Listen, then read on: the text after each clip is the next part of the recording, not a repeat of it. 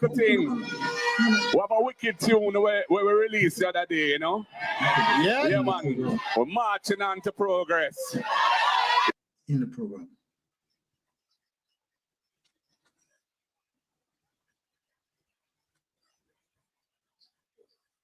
So why you come to me with that foolishness, you know? You elect a prime minister, and is a prime minister run the country.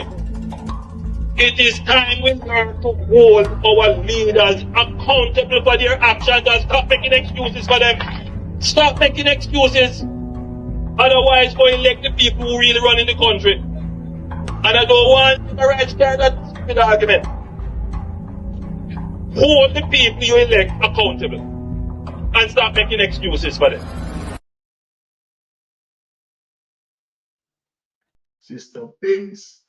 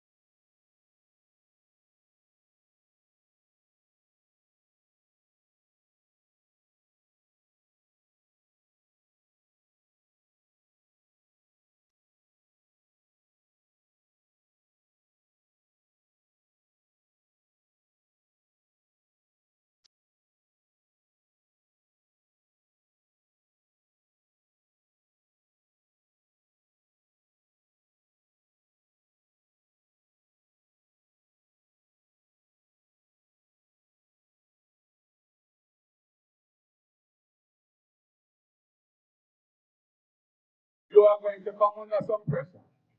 You're going to hear all kinds of propaganda. You're going to hear all kinds of lies and deception. There will be tactics used to try and buy you out. There will be tactics used to try and frighten you away. And I only have to say one thing to you tonight, comrades. We are blood and fire comrades, and we're marching on to progress. And we will stand firm. We will not be bought because we are not for sale. The scale of dealing with anti-corruption issues. So there is a learning curve that we are going through.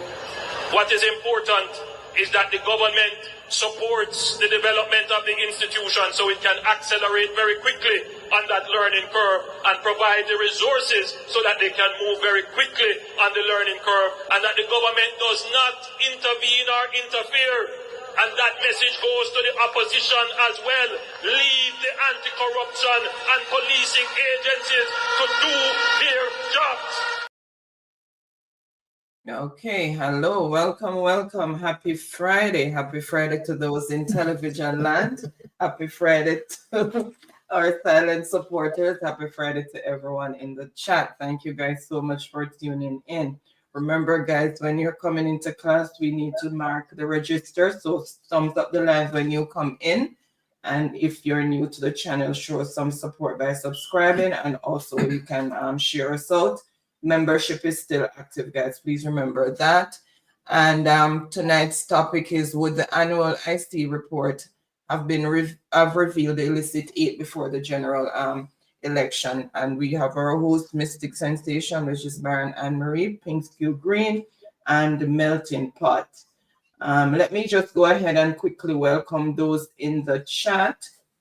Dorothy McCoy, Don Mel, Truck Life, Beverly, Carla Ebanks, Danette Harriet, Patel Cruikshank, Veris White, Cecile Phillips, Althea Wilson, Damian Goss, Falmouth Girl 2, Yvette Lewin, Loris Beckford, Sharon Bernard, Fian Miller, Hurricane Hattie, Junie Harvey, Gloria Blyden, Andrea Hunt, Sonia Graham, Carol Allen, Renice Nicholson, Kathleen Tate, Mark Jack, Pamela Okolo, Carlene Scott, Leighton Brown, Ron Ellis, Winston Brown, Jenny Stewart. Bless up yourself.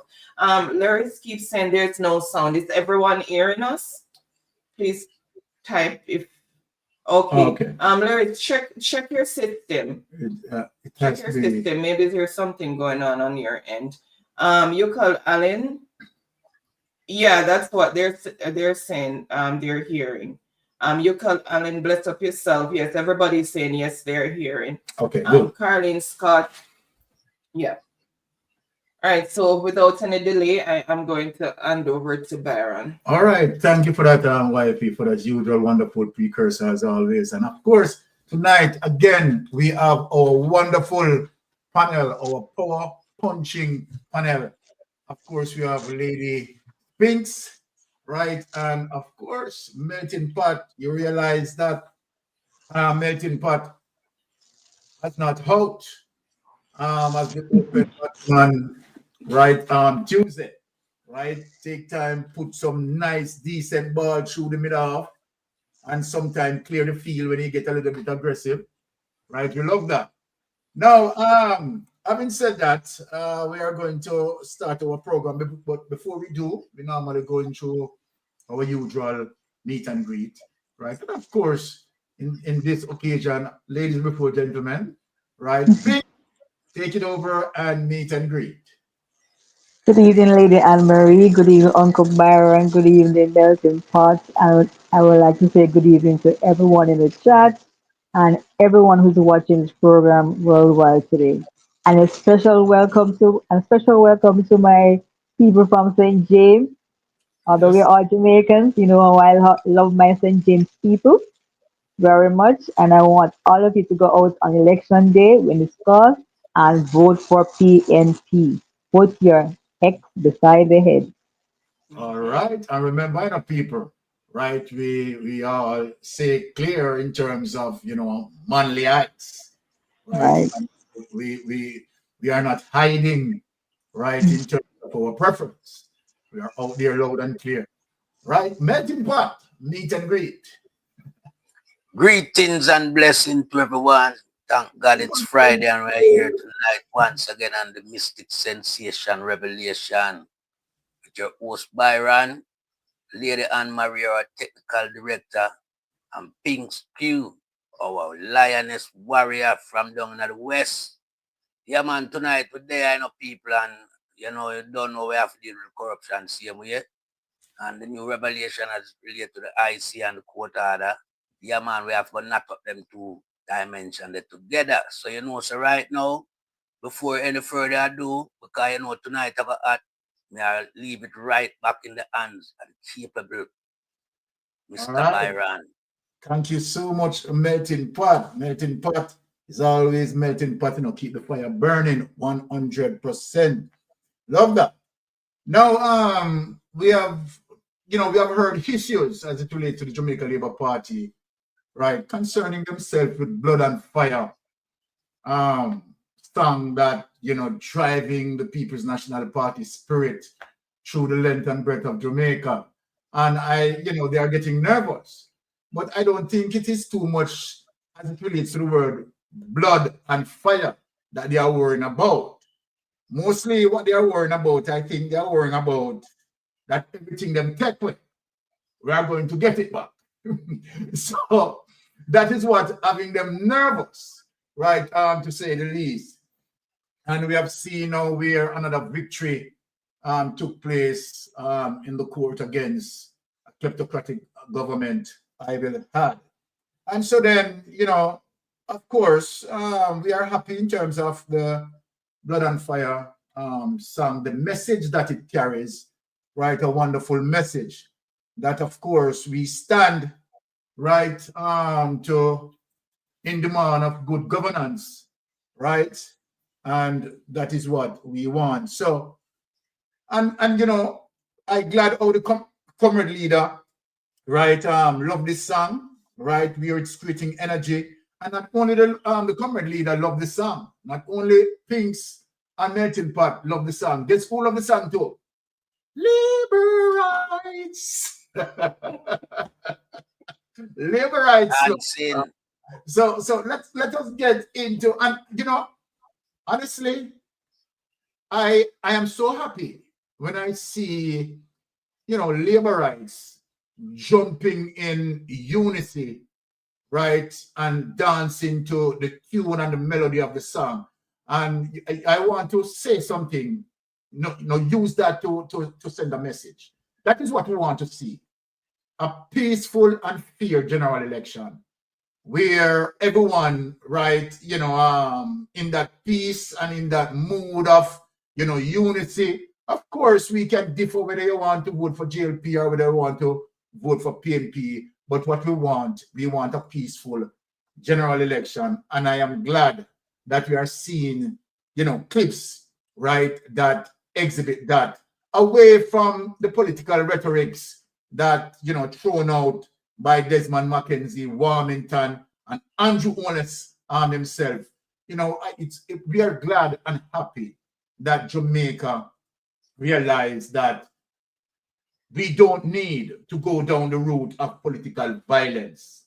And that within itself is going to have me playing the song where Mark Golden dancing to and Liberites enjoying the space. So without any delay, let us get into that and see. And let us transcend this message straight through Jamaica, right? That we want the peace as it relates to general election, right? Where, we are happy to know that the People's National Party and the Jamaica Labour Party can in one area and the peace maintained. So let us play this. I want to say one little thing. We have a wicked tune where we released the other day, Yeah, man. We're marching on to progress. It'll take life on the road, You want to see labor right to dance to it to them. Love it too.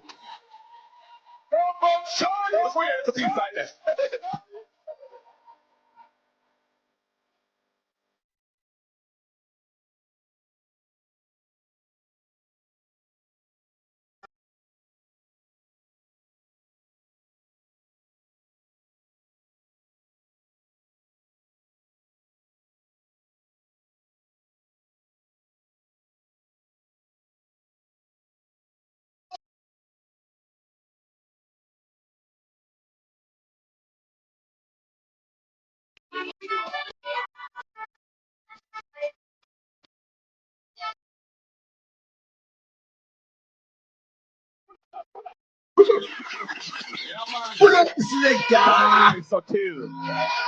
Why? Mark it, you have bad selector. Some of the little GLP apologists in the media, and don't worry yourself. I love we are dealing with, you know. The word is love, you know. Word is love. When we talk about we are blood and fire, comrade. We're resilient. We're passionate. We're determined to see change. We're not afraid of nobody. We are going to do what we have to do. But we are doing it within the law. And we are doing it with love for our country. Because we love Jamaica. And we love our people. So you don't have to worry about that. Just enjoy the music, man. Lick it again, the selector.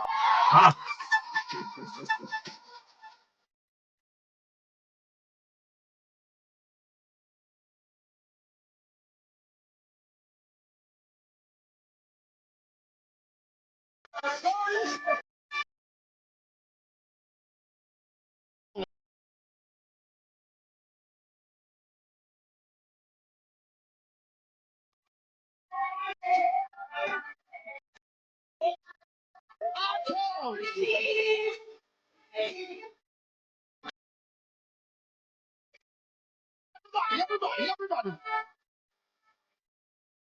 Whoa.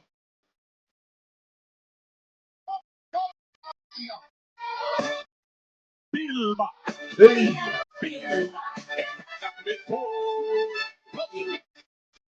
We are free. We are set.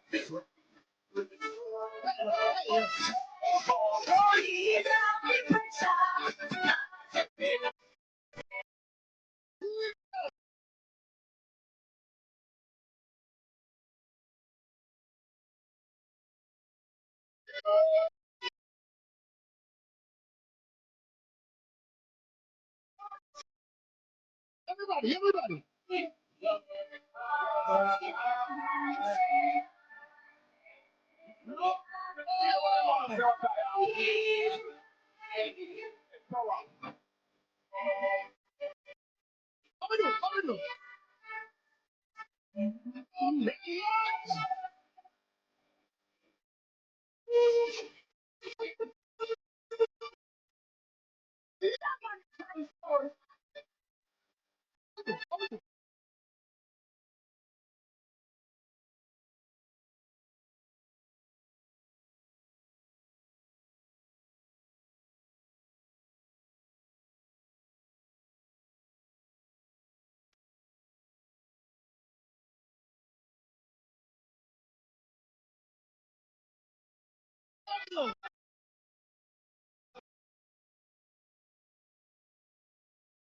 He's the selector. All right, honey. Take that away. Oh yes. Right. Wonderful night tonight, and with that energy, you know, blood and fire, comrade, right? As it relates to us being resilient, right? Fighting for good governance. Wonderful way to start the night. Now, we are going to, of course, delve into Dan Anderson poll, right? What does it mean as it relates to People's National Party maintaining roughly about 2.5 years worth of lead, you know, as it relates to what the poll is saying, right? That for the last 2.5 years, the People's National Party is leading in the Dan Anderson poll. But we are going to break it down as it relates to, you know, the last poll, as it relates to having PNP in the lead of 3% within the margin of error, right? And we're, you know, once the lead was 9%, then 5%, and now 3%. You put that on a bar graph, it shows a sign of dwindling down. But nevertheless, right, to take the Dan Anderson poll, right, we still in the lead, 3%.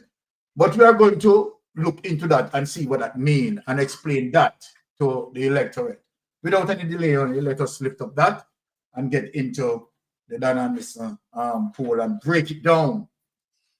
You know, what a 3% win would look like, right? Let us give the electorate that information. Up first this evening, the opposition PNP has a slight edge over the ruling JLP as Jamaica prepares for a general election. That's according to the latest RGR Gleaner Don Anderson polls, which show the PNP with a 3 percentage point lead.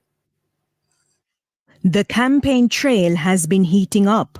Week after week, representatives from both the JLP and PNP have been on the road telling voters about their plans and accomplishments, hoping they would put their X beside the head or bell.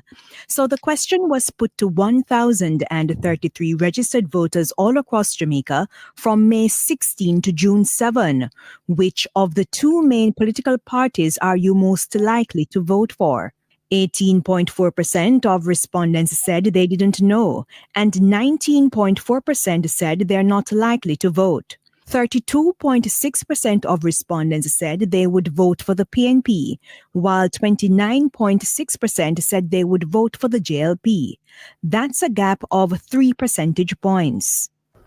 This represents a fall-off of another 1.7 percentage points on the PNP side, because when we did the poll last in February of 2025, the People's National Party were up to, a 4.7 percentage point gap.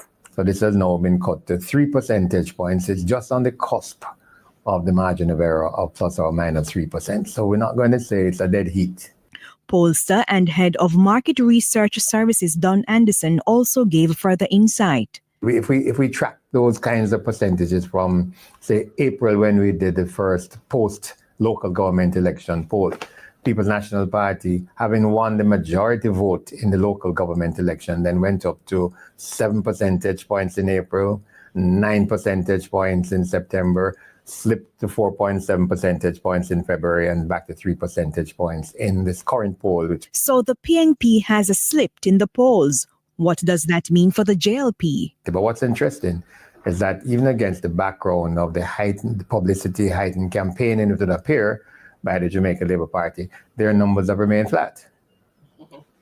What we find where the increase has gone is in the undecideds. And it's ironic that so the campaign has kind of warmed up, so to speak, people are now beginning to sit on the fence again, because being exposed to respective campaigns, they're now saying, I'm not quite sure how to vote. Of the 32.6% who said they would vote for the opposition PNP, here are the top 3 reasons. To get rid of the JLP, 29%, they always voted for the PNP, 24%, and they want to give the PNP a chance to fix things, 22%. And of the 29.6% who said they would vote for the governing JLP, here are the top 4 reasons. They are doing a good job, 23%. They always vote JLP, 22%. To continue the projects they started, 21%. And they're more confident in the JLP, 19%. It appears that the election is going to be highly competitive. The campaign, it is said, hasn't started in earnest. We know better than that. The campaigns have been ongoing, And but once the signal is given, or once the information is conveyed that elections are now going to be at a certain point in time, we expect to see a heightened increase in activity by both parties, clearly going to the wire. But I think both of them should be wary of where they are at this point in time. It's likely to be a close election, and I believe, organization is going to be key. Take it away, honey, and let me just delve into that. We'll have right away. All right. Dan Anderson is the expert in this area. So obviously, I am not going to challenge his expertise where that is concerned, although subjectively I might differ as it relates to what we are seeing on the ground. The swell of the PNP, right, and the real thin situation by the GLP in terms of gathering. However, I am going to, go with Dan Anderson as it relates to the 3% lead. And if you notice what Dan Anderson is saying, that he's not yet decided to say, right, it's in the you know, it's a dead heat. So he's not saying that, right? He's saying that the People's National Party maintain a momentum of 3% lead. So let us use that as it relates to him being the expert. What does that mean for the electorate? And I want the electorate to understand as it relates to, okay, if you are going to put in a government, right, as it relates to PNP holding 3% lead.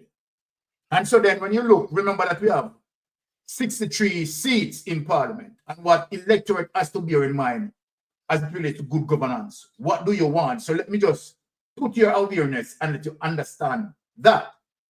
So then if you are to use Dan Anderson as it relates to the 3% that he's speaking about, so then we give the People's National Party 33 seats and we give the Jamaica Labour Party 30 seats. What does that mean as it relates to policy decision, right, and so forth and so forth? Now, what you have there, right, you're going to have a very difficult situation as it relates to, in terms of the struggle of Mark Golden passing policies, right? And so then when you have a new bill, you may have several of those bills, right, fail in the parliament as a result of Mark Golden did not get the win to have a 2/3 majority. So I want to speak to people in that regard. What does a 2/3 majority means? A 2/3 majority, right? And that is 2/3 multiplied by 63, and you do the calculation, cancel that out, you will get 42. So then it would be that to have Mark Golden, right, where Mark Golden can begin the work for the people, Mark Golden has to have a 42 member of parliament so that he's sort of somewhat unstoppable, right, as it relates to his first 100 days. So people need to understand what they are doing as it relates to this election. So then, what that is going to be if Mark Golden has 33, right, sitting members. It simply means for policy to pass in the parliament, Mark Golden would have needed 9 from the GLP. 9 persons from the Jamaica Labour Party would have supported the bill. So people, this is what we are saying. Knowing that the Jamaica Labour Party is a kleptocratic government and knowing that there are a lot of things that need to be investigated, do you ever believe that those 9 persons, right, that would support a bill in parliament, that those 9 persons from the GLP is going to support anything that the People's National Party put across? I want to ask Jamaica that Jamaica, if Jamaica have a 33-30 in parliament, you're going to have a stalemate government. And then who are you going to blame? You're going to blame, okay, Mark Golden, from Mark Golden, I'm going to power, him can't get nothing done and blah, blah, blah. When it is you, the people, make a choice. So I want people to understand this, you know. Understand this. Because the Jamaica Labour Party is going to play stalemate, right, so that People's National Party can look bad. You hear this man Mackenzie has spoken out clear in terms of sabotaging. You understand? When he's talking about the PNP councillor, how is he going to get water in proper pissing at the pipe? Warmington, right, in proper pissing at the pipe. So this is what I'm saying, Jamaica. Know what you're doing, and that's why it is important for us to know our civics. So then you have a People's National Party win the general election with only 33 seats, and JLP has 30 seats. Tell me what Mark Golden is going to be able to do and get done within his first 100 days. the electorate is asking for stalemate ship. They're going to block everything he tries. They are going to block everything because PNP, right, is not going to get that 9 votes from JLP. They are not. The JLP is going to stand up and then, so when the electorate make a move like this, and this is why it is important for every single Jamaican to come out and vote. We want to make sure that we put in Mark Golding and give him the tools to work. You can't send a soldier to go and fight war and you don't give him any ammunition. And then you expect that soldier who doesn't have the ammunition to go out and win that war. This is foolishness. We need to step away from ignorance and be aware, be politically aware that our lives centers around politics. And regardless, some people say they don't want to deal with politics.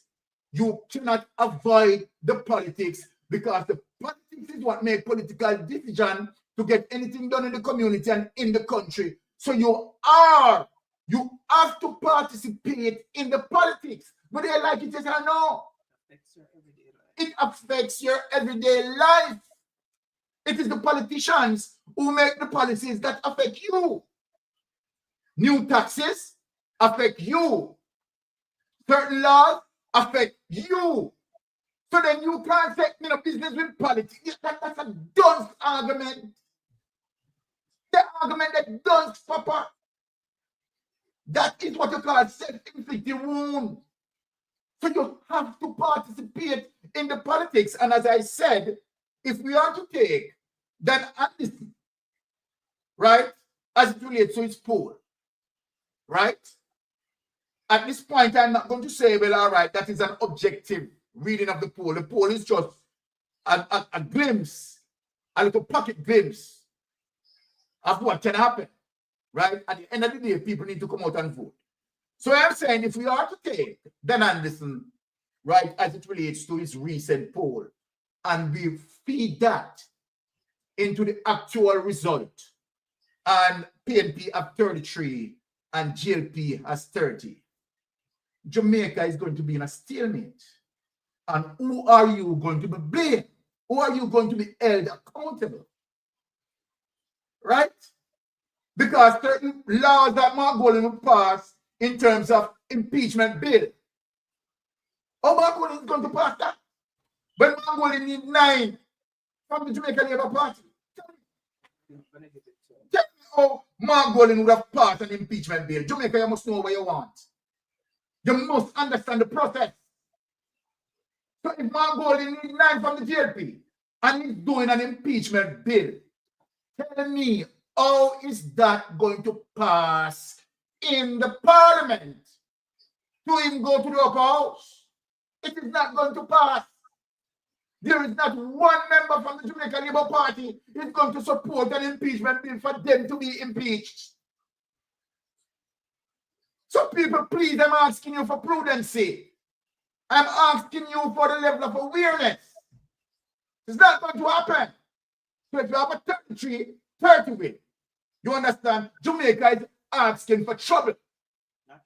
We're going to be in trouble. And Jamaica is going to be in trouble. Because what JLP is going to ensure that they're going to do, you understand, stand up on every bill that Mark Golding proposed. And you know what is going to happen? They are going to say, here it is. And you're the thing with their political campaign now. He wants to take over governance. And when him take over governance, not 1 bill in the past. Because they blocked it. And that is going to be their campaign message. And the Jamaican people again is going to be so, lag again in saying, a true man, Mark Golding don't even pass 1 bill. And they don't even understand that they are the ones who sabotage themselves. Ignorance, my people. Ignorance is what we need to escape. So we can't, if you have a 33 or 33, 30, okay, tell me. Because under no circumstances, any JLP member is to vote for an impeachment deal. You think they're right, Chuck? To vote for an impeachment bill and support People's National Party? You think Desmond McKenzie is going to vote for an impeachment bill and support the People's National Party bill? Impeachment bill?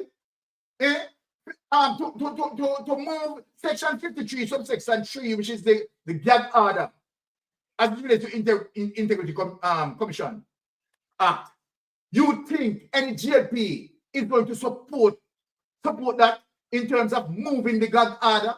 Do you think they are going to do that? And then you know what is going to happen? You are going to allow Andrew Wallace to get away with the loot. Who is going to hold Andrew Wallace accountable? It is us. Us need to hold Andrew Wallace accountable by giving Mark Bolin, right, at least 42. Give him the tools that he needs so that his 100 days can be meaningful. Learn the politics and understand it. Because the GLP, what GLP want, GLP accept that this is a victory. A 33 for the PNP and a 30 for them. It's a victory for the GLP. Because, of course, stalemating.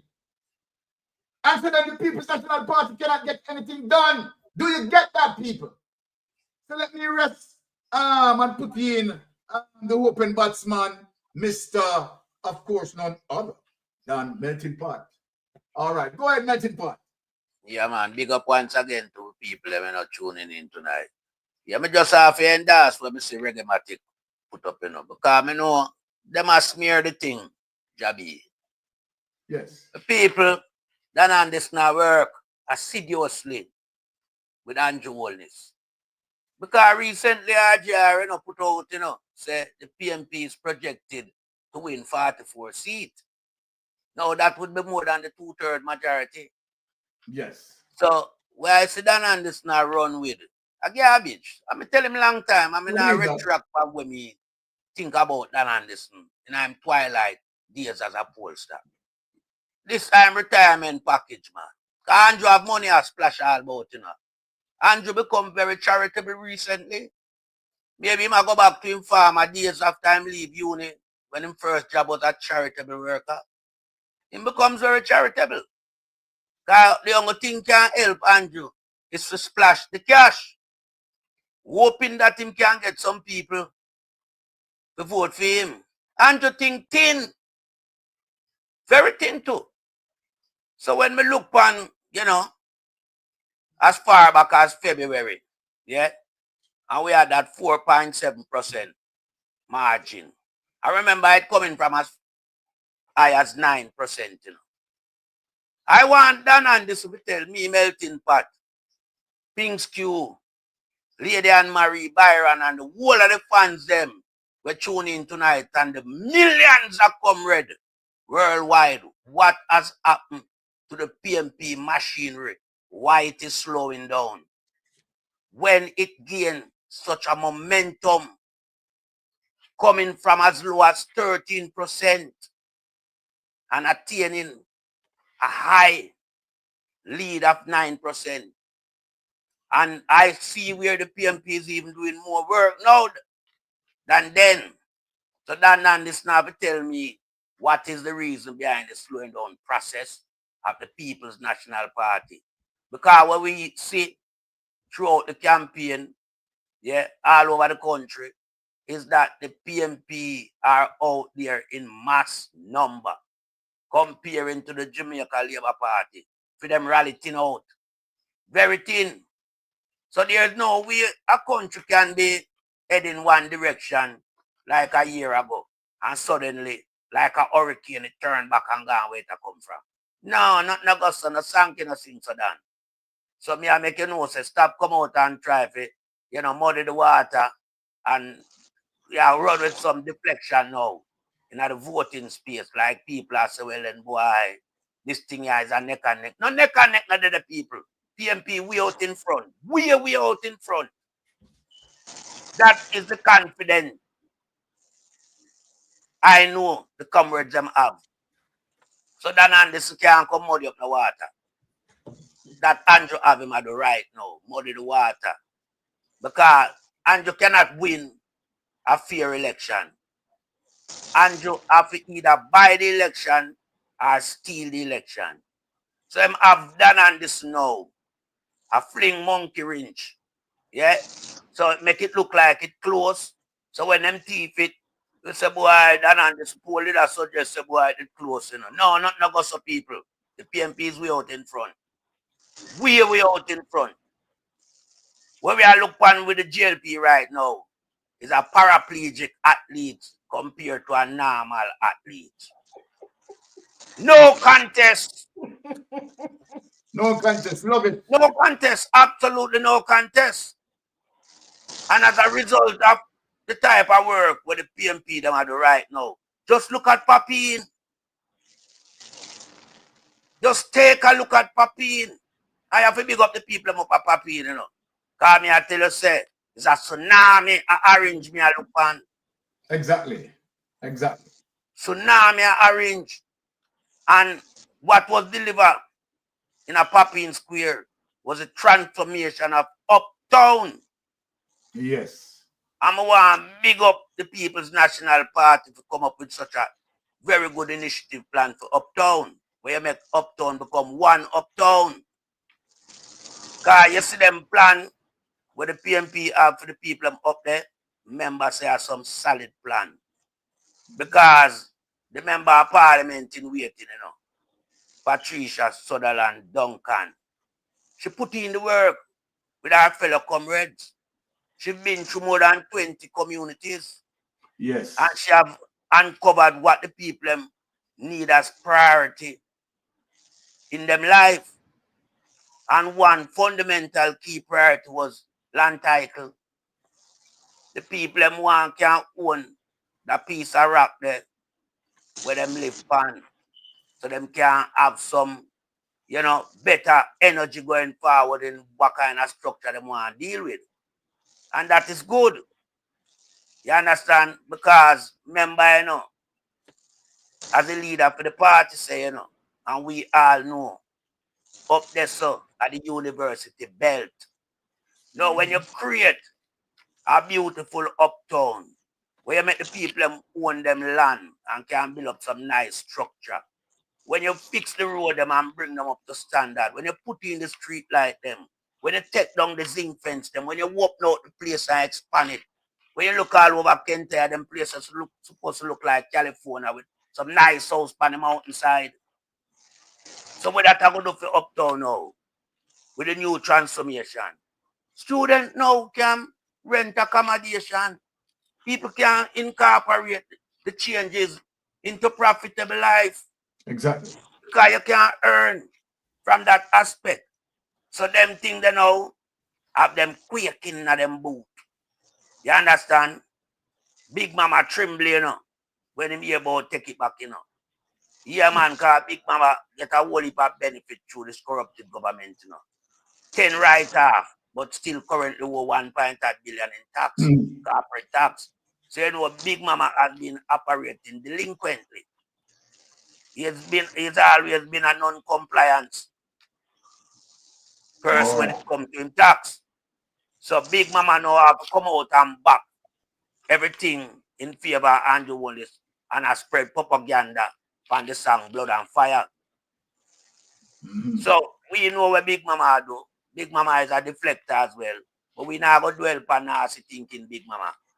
What we are talking about right now is for us give people the confidence, yeah, in going forward and continue this hard work what the PMP have been putting in over the past 4 years. Because we know it's been a struggle. What PMP are doing right now with our people is make sure no them bring policy. Them now bring no goodies. The labor rights them go around with goodies bag. Goodies bag on the last. As you know, as long as you stand up amongst them, by the time them gone, the goodies bag empty, you know. Empty. But Marky G and the People's National Party have put some solid policy in place for the people. And this is what politics is all about. What your representative can bring to you, what type of change it will make to your life and your community. The policy with them, what the PMP have right now, are some policy will blow all my mind. Because them policy they date back to the foundation of the People's National Party. How it did farm and the work of Michael Joshua Manley when put in to lay the foundation for Jamaica can stand up today. Education, you know the man I do with it. The man I revise about the education thing. Make sure no say from basic to primary to tertiary up to university. There will be benefit there for everyone. Yeah. So that was the same plan with Michael Mann did that back then. So we assure the labor rights them more so than Anderson, Andrew Holness, Bushrat, Tough Tongue, Vaz, Queenie, the whole of them we are trying them endeavor best to deal with a corruption election just to save them skin. It never work. The people make up their mind already. And there's no way the PNP are losing no traction right now. If anything, them gaining more. Every campaign rally is more PNP voters that as far as me concerned. Because the message are resonate and the people are buying to it because the people want change. The people can't continue to wait for Andrew Holness promises. Like not coming them way. Everything is going Andrew direction and the rest of Iraq is them around him. When Uptown build up, you know, gone are the days when everything did hand out to the local 5%. But up there now, we say them are the rich in Jamaica, you know. Right now, the policy with the PNP have right now on the table, Mark Walden are going to roll out, is a policy that will bring the poorer class up to a standard, a living standard. The key can go share more for the poor people now. Because you can't get the affluent society them anymore, this cake. You have to make sure no so the cake share now amongst the poor, the grassroots, rise them up. And the plan them have to job, man, and Jamaican people. We know no one on the plan, you know. Yes, it's just like how Blood and Fire song have, you know. I see him with a market G plan have, you know. Dan Anderson, go one side, man. All right. No revive your strategy where you are coming, man. It's not going to work around yourself. No PR. I yield back the floor. Listen, Melting Pot, and I do agree with Melting Pot as it relates to my subjective opinion. I honestly think that the People's National Parties are way ahead, right? To me, honestly, I think that they had gained more than the 9% that reported early, based on the sort of gathering, right? The crowd size. Every community that Margolin has gone through, the love, the support, and so forth. You know, so I'm not going to take any long and burnout speaks too long. All right, Sister Pinks, come in and make your assessment. We are done on this poll is You see, because I am okay, Uncle Byron. You see, because I am on the ground and I live here and I walk the streets and I drive on the streets and I know what is happening. My perspective is going to be a bit different from yours. Yes. Okay? Okay. Okay. Don Anderson is not going to put his reputation on the line for Andrew Holness. Yes. And that's one thing. So I do not think he is working with Andrew Holness. Okay. What his report is saying is actually what is happening on the ground. And I will explain the numbers here and why I am not surprised. Because as you see, the undecided numbers have increased. The undecided numbers have increased because more liberals are saying that they're not sure where they're going to vote now. Okay. And more liberals are saying that they will not vote. That is what we are hearing on the ground. So I am not surprised that the numbers of the undecided has risen. And it looks as if the PNP numbers have diminished or not risen at all because of that number in the middle there, undecided, has increased. So as you say, we are working. And it's because we are working, there are more undecided voters now. Remember, most of the people who you have are on the voters list don't understand civics. Do not understand the requirement for us to come out and vote to get the 2/3 majority. Most of them do not understand the math like that. the way you explained, Uncle Byron. So I'm happy you came out here and you put that out there, let them know we have to come out and vote not just to get one seat ahead, we have to vote and get over 2/3 if we want to be effective. Yeah. And from where I sit on the ground here in Jamaica, in the parish of St. James, in the city of Montego Bay, I can tell you this from being on the ground here in this region and having my feelers out in other places right across the island, I can tell you this. We are going to get 55 seats for the PNP and 7 for the GOP. That is my prediction. Because all those undecided voters, they're going to swing our way. All right. Because what happened now, is when we are canvassing on the ground, most labor rights are saying they will not vote. They understand that Andrew is corrupt. They accept that his administration is corrupt. Because they are born labor rights, they will just not vote. So one less vote for them, is more for us. Yes. You understand? And this is what we see every day, and we see more labor rights are complaining now. Most of the time, I'm out there on the street, I hear them complain. I just sit there quietly and listen to them complaining because now the message is reaching them. Oh, yes. You understand me? So when election day comes and they go behind that quiet little screen there and mark their X, I am sure most of the labor rights out here singing now and dancing around, even in the green t-shirt, will be putting their X beside the head. Because they know they're marking their X in privacy, Yes.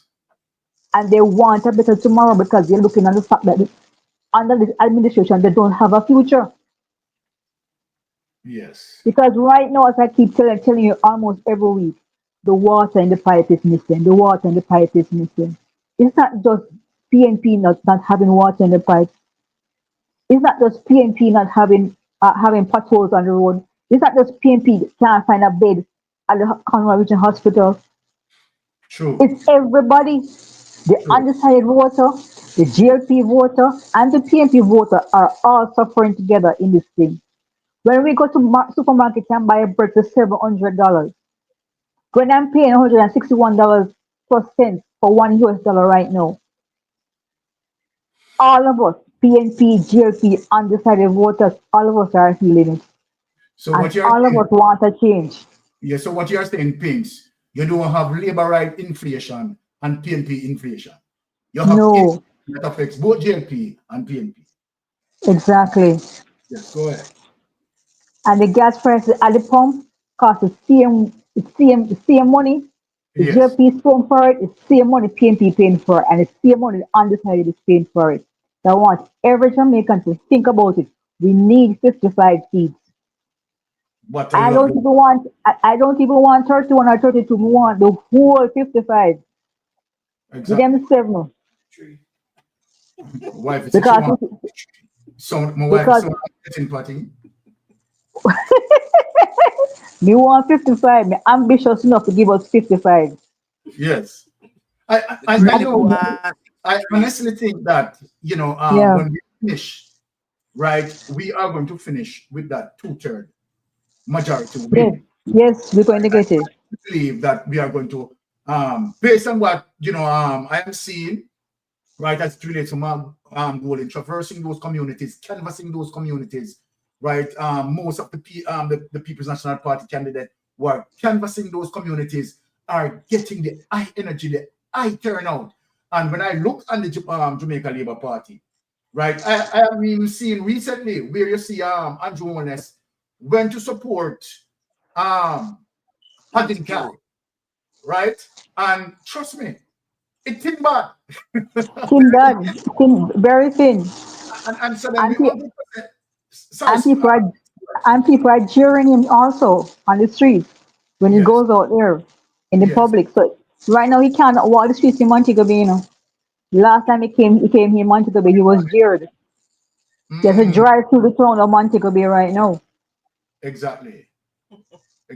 So the message being permeated all throughout Jamaica, right? Jamaica, and the thing is, the things that Andrew Holness is doing, right, as it relates to putting in his friend, you understand, to investigate him, which is Dennis Strong. I think the Jamaica Labour Party, you know, critical thinkers within the Jamaica Labour Party said, yes, I don't need to see anything that is plain that it is corruption and you are hiding something. And I think Andrew Holness is doing much damage to himself more than any other person's doing damage to Andrew Holness based on Exactly. right. Thank you for that, things. Really love that. Now, Jamaica, let us get in because tonight, you know, we are going to get into some serious situations here, right? And I want you to stick and stay, right, and enjoy the coffee and enjoy the tea. Now, let us talk about the example of a good leader, right? A man who can maintain his home, a man who can maintain his family, a man who, you know, done that, been there and done that like, oh, I have done it. Yes, you have. You heard me now, wife? I said, yes, you have. Please. Yes. Now, a man who can, you know, stand up for his family and in extension defend the country, as opposed to, you understand, where that leader has family issues, family problem, and then if he cannot hold his family together, how is he going to hold the country together? Look what I'm saying, people. Follow Mystic Sensation. Look at this. Let us look at this and decide which one of the leaders that we want, right? A leader with integrity, moral, and have his ethical checks in tune. Let me ask you, Miss Crawford. Well, let me ask you, have you ever been involved in an intimate moment or relationship affair with the Prime Minister? Well, let me ask you, have you ever been involved in an intimate moment or relationship affair with the Prime Minister? Let me ask you, Miss Crawford, and the matter of your aborted pregnancy, you said you did have an operation. Let me ask you, Miss Crawford, these rumors and nasty comments and insinuations, how have they affected your relationship with your Prime Minister and party leader, Andrew Holness? Well,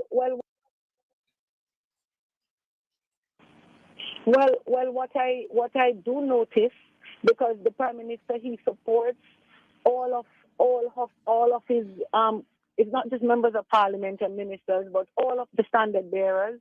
And I mean, the Prime Minister continues to extend himself and to give all of us support. So I wouldn't say, I still would say I still maintain a good relationship with our Prime Minister and party leader. But what I do notice at times, Cliff, and it doesn't matter to me if I'm going to be getting some beating for this when I hang up the phone. But I do realize that sometimes some of my own parliamentary colleagues, they treat me differently. There are some things that I feel I am denied of because of this rumor, or I think because this issue, it doesn't just affect me or the Prime Minister. The wife of the Prime Minister sits in the Parliament. She sits in the Speaker's chair. And that's the life of the Prime Minister. And if the Prime Minister has no commitment to his wife, breaching the matrimonial agreement, then obviously he cannot be trusted. Right? Cannot be trusted. Andrew Holness went on a campaign and then you hear two young ladies down at the back, big good Andrew. And so then when you look at these things, we never have a Prime Minister ever before where, you know, going out and campaign and female shouting, big good Michael Manley, big good PJ Patterson, big good Edward Seaga and all of that. Right? Just from my expletive of young showing as it relates to an Andrew Holness who need a third term, Andrew Holness who needs to stand and, so good moral and ethical principles fall a victim of that what we just displayed. Now let us look on the other side to see what we have that we can define as good leadership. Let us play this. And we have never heard anyone shouted, across the aisle saying, "Big good Mark Golding." But this is what we are going to show, right, for Jamaica to understand the quality of the character of the person who is going to be our prime minister, as opposed to the character of the incumbent government, the slackness, the dirtiness, the corruption, the nepotism, the cronyism, the skullduggery. Now look on the contrary. Hello, Jamaica. My name is Benjamin John Jefferson Golding, and this is my father, Mark Jefferson Golding. He grew up in a loving home by UA campus with my grandmother and grandfather, who we in the family called Mima and Frumpy. As you can see, he had a full head of hair back in the day. While that may no longer be the case, the roots of service planted in him by my grandparents have stayed with him for his entire life. In my 27 years on this earth, I've met nobody smarter than my father. He finished a 3-year law degree at Oxford University in 2 years, achieving first-class honors with laser focus and a true dedication to working hard. After university, his focus turned towards his family. I hope one day to look upon my future wife in the same way he's always looked at my mother. And after 34 years of marriage, I still haven't seen that look fade. My sisters and I are lucky to have their relationship as the foundation of our family. Believe it or not, but my father is an extremely talented musician, blessed with a great voice and even greater songwriting skills. He's never been a stranger to the microphone, performing in front of large crowds for much of his youth, long before the politics.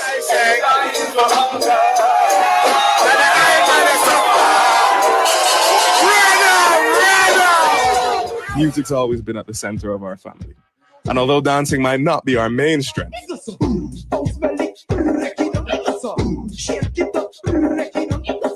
it's always on rhythm and it's always from the heart. Back to more serious matters, seeing my dad go out into the world and make his mark has been a fascinating inspiration to watch as I've grown up.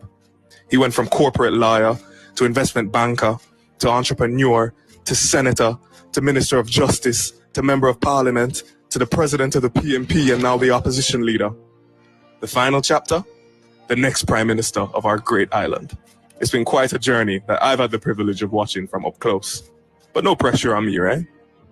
While each of these roles has been more important and demanding than the previous, he's never once failed at being a present and attentive father to his kids and a husband to my mother. He's now even a grandfather to my young niece, who's blessed with the full head of hair that he once had. Even though he always puts Jamaica before himself, family will always be a priority. So that is our way. Dad, for everything we are and everything we will become, you are the reason. Thank you, and we love you. 'Cause I need you to see that you are the reason. Thank you, Dad. Thank you, Dad. Thank you, Dad.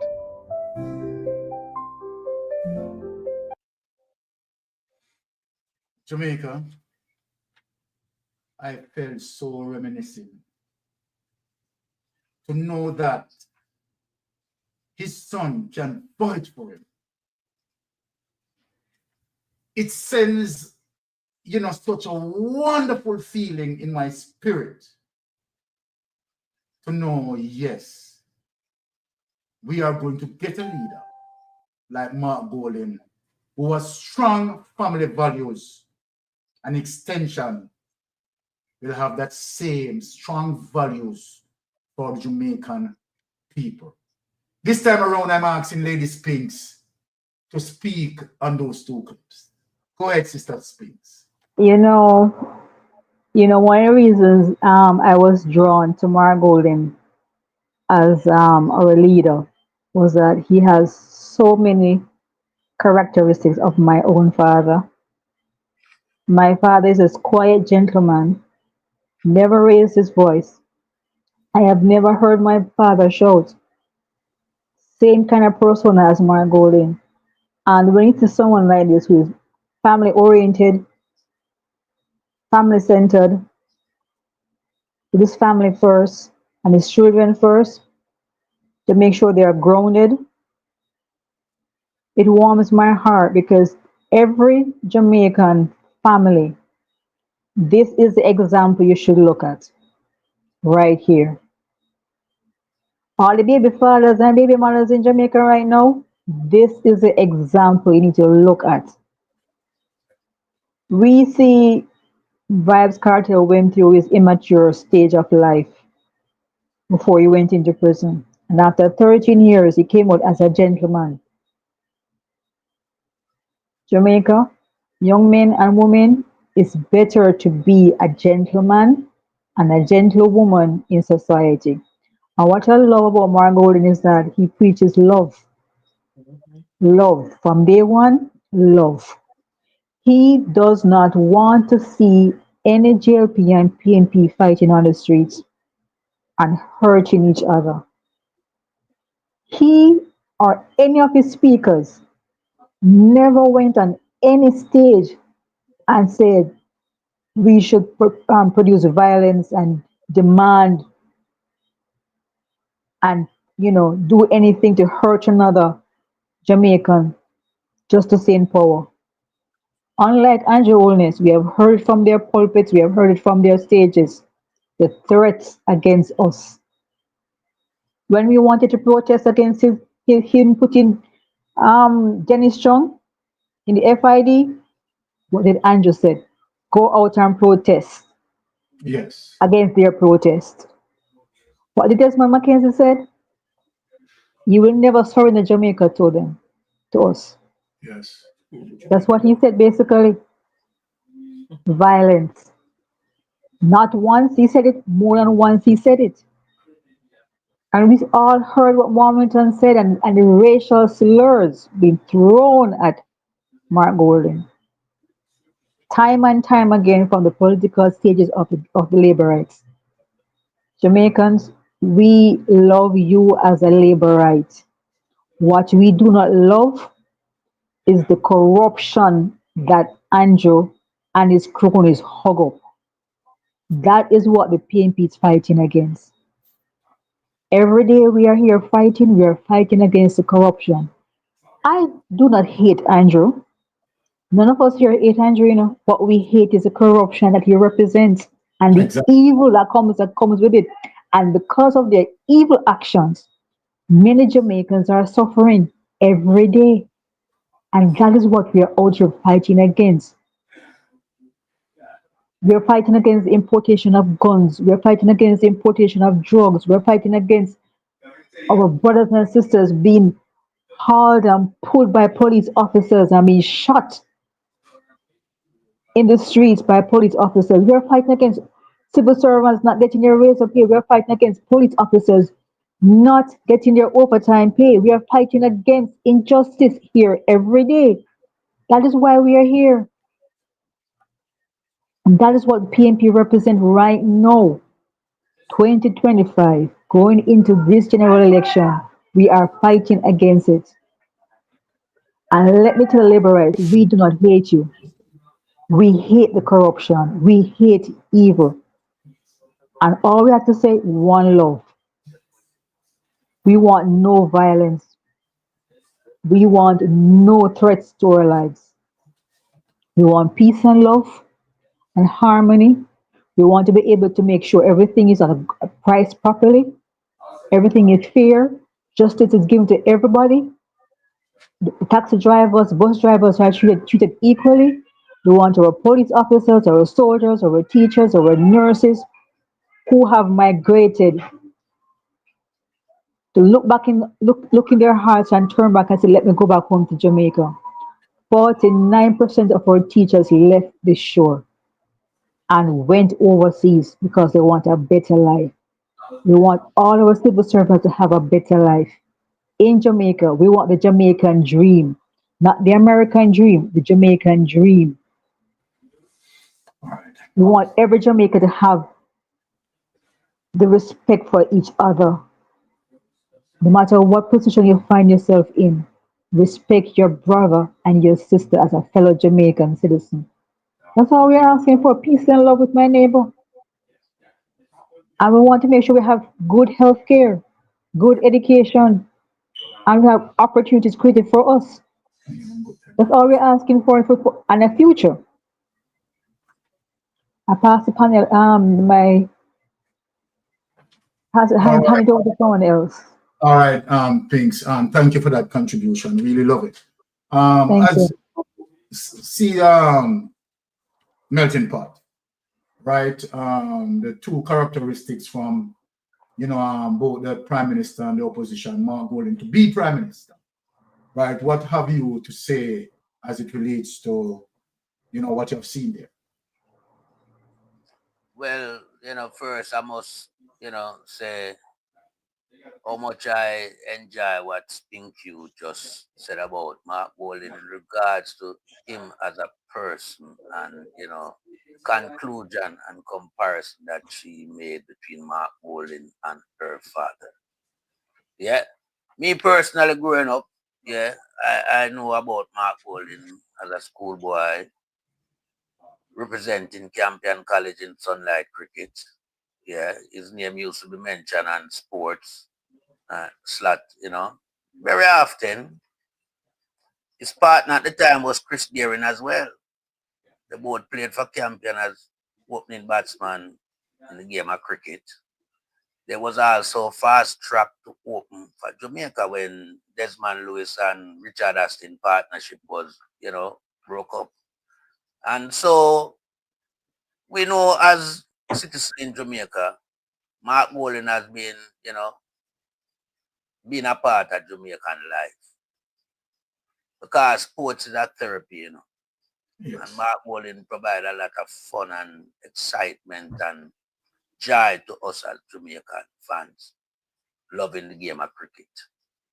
We've seen where the partnership between him and Chris Deering did not just stop at cricket, they went further afield and become successful business partner in their investment firm, Deering, Bunting and Golding. Yeah, and when you look at that rise that those two young men has, been together and achieved, it shows that Mark Bolin is a disciplined individual. Because to be a opening batsman and have 5 centuries, you have to be very disciplined, well disciplined. And to venture into a market that is very competitive as it relates to finance and be successful and gain accreditation from overseas banking investors, it shows the type of dedication, hard work, willpower, and success rate that Mark Golding have been achieving and will achieve for Jamaica. So I endorse Mark Golding. Long time, way ahead of the current leader of the country. Mark Golding upbringing, to me, is entirely different from Andrew Holness. Mark Golding had a father who was well looked upon in Jamaica. A man that cared for a lot of Jamaicans. A man that dedicated life to serve Jamaica. And so Mark Golding, gained most of his love, care, sympathy, empathy from just being around his father and seeing the work that he was doing for people that other people would neglect, scorn, and probably abandon. But the Golden family has been a front runner in Jamaica and also further afield because Mark Golden dad is the man that introduced the Paralympic as a sport for, disabled athletes. And a lot of Jamaican has benefit from that program being on the calendar and get the opportunity to represent Jamaica overseas. And, just that exposure and that, goal that you achieve for representing your country is something that a lot of Jamaican has achieved based on Sir Professor John Golding initiative. So the Golden family is very reputable, Yes. highly professional, and has been there and done that in Jamaica. So Mark Golden will ever show himself to be a more gentleman than the current leader. Well said. What Mark Golden has done in terms of showing how much he cares for Jamaican youth is to decriminalize ganja. And to also not just only decriminalize ganja, but to also get criminal offenses attached to ganja being expunged, so that you can have a clean record going forward where you can start your life over again. Yes. So that is a great piece of legislation done by him. And I mean, a lot of youth right now, I know, thank Mark Golden very much for intervening into that space of them life as it comes, as it relates to they having a criminal charge against them that the state did not want to remove from them name, and it hinder them going forward in life, it hinder them even in work, even in traveling. You know, society look down upon you and you have a stain that can't remove. Well, Mark Golden came and removed that. You understand? As a justice minister.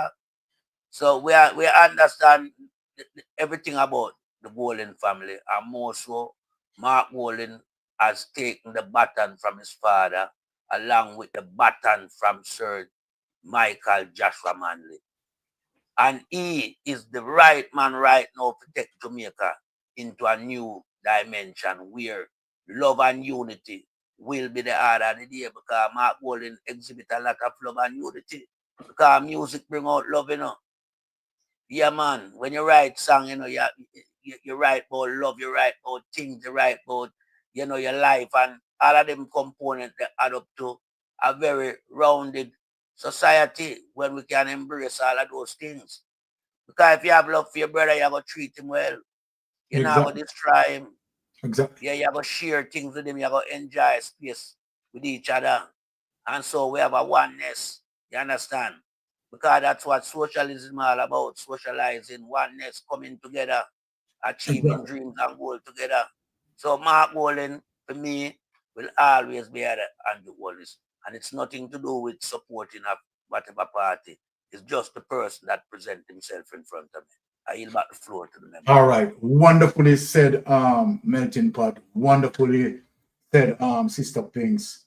I mean, when we have a powerful panel like this, right, Jamaica is just going to get definitely the food of thought that they want, right? And let us know what we are going to do now. We are going to, since we are flying over the Caribbean Sea, right? We have some thick clouds ahead, so obviously we're going to pass through those, and we are now going to enter into some turbulence mood, right? So without any hitch, right? Fasten your seatbelt, people, as we're going to traverse through those thick condensed cloud.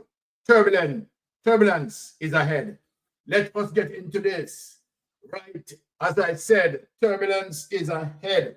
People, when we can't make up this, people. We want you to listen to this, because we know when the sledge have him and the pink skew have him a problem.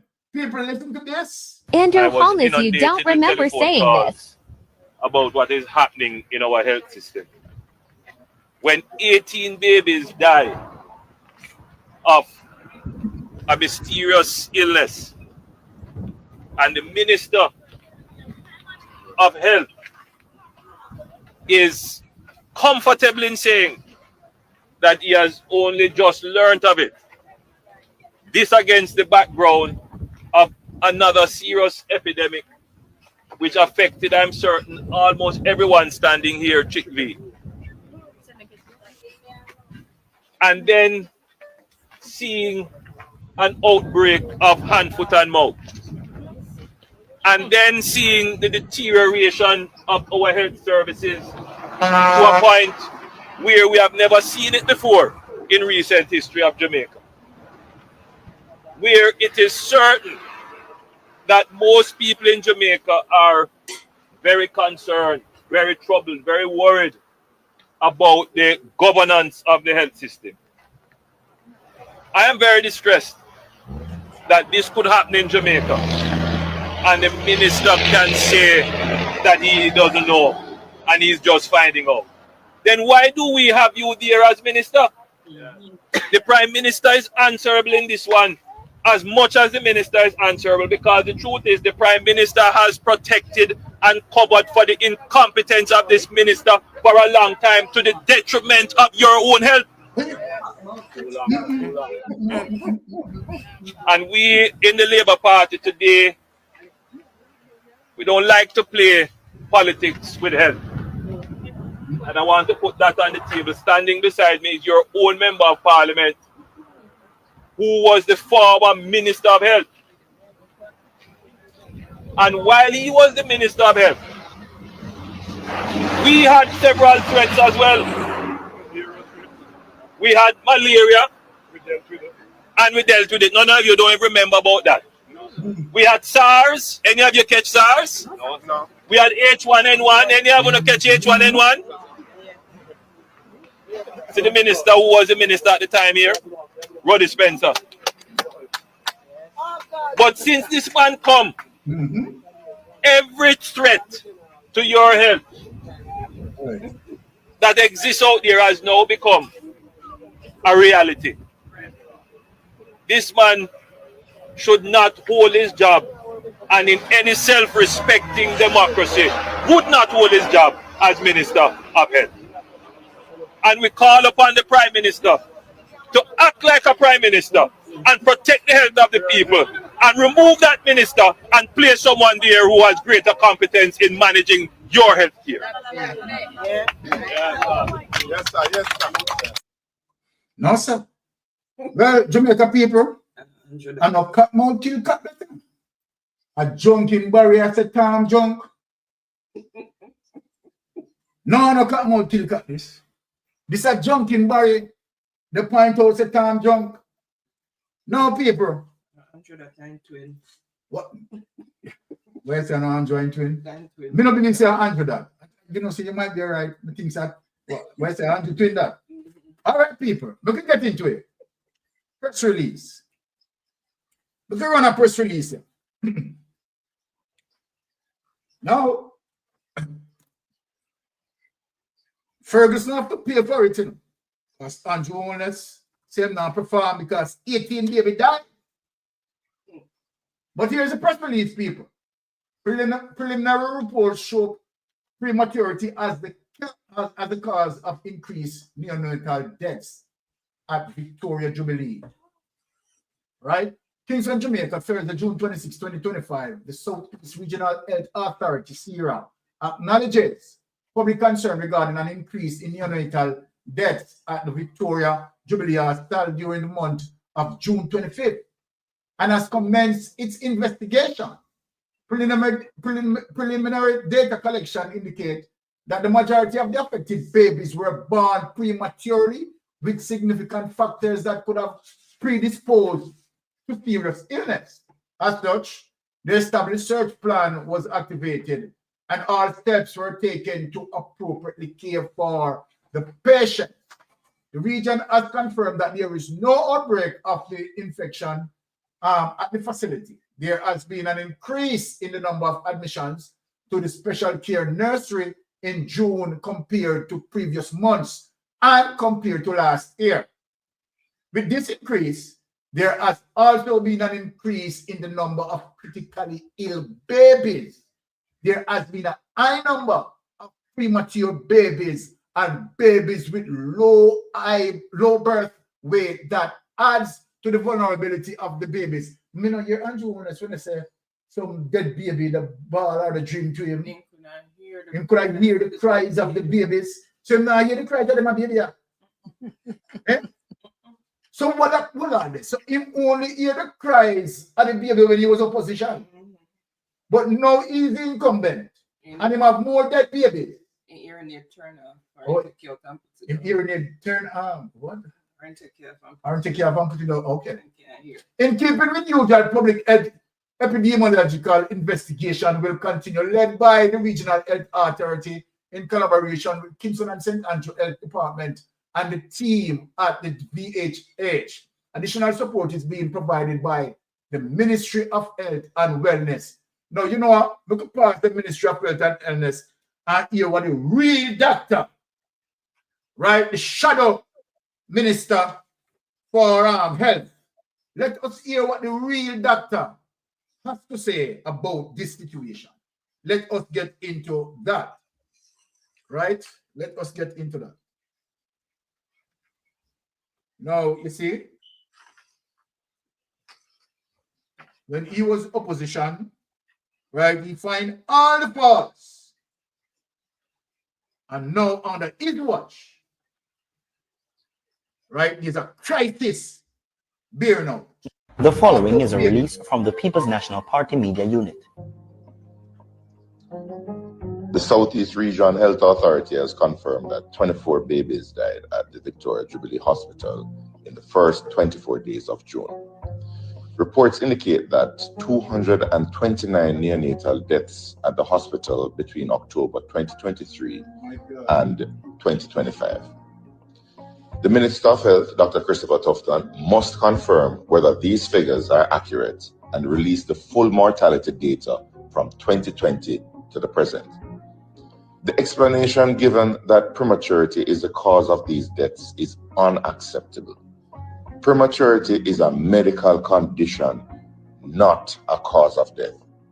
This points to a deeper systemic failure in the care for newborns. Victoria Jubilee continues to suffer from overcrowding, understaffing, and outdated infrastructure. There's a chronic lack of essential resources, including cooling blankets, ventilators, and proper parenteral nutrition for neonates. These deficiencies, combined with inadequate staffing, compromise the hospital's ability to manage high-risk pregnancies and provide life-saving neonatal care.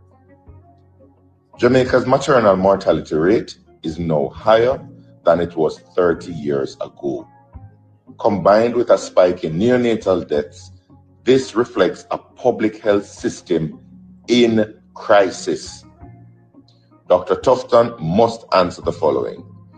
How many neonatal deaths have occurred at VGH annually over the past 5 years? What has been done to improve these outcomes? What budget allocation was made to neonatal care? Was there a breakdown in infection control? And importantly, why was the public not informed sooner? Jamaicans deserve transparency and accountability. These were not statistics. These were children.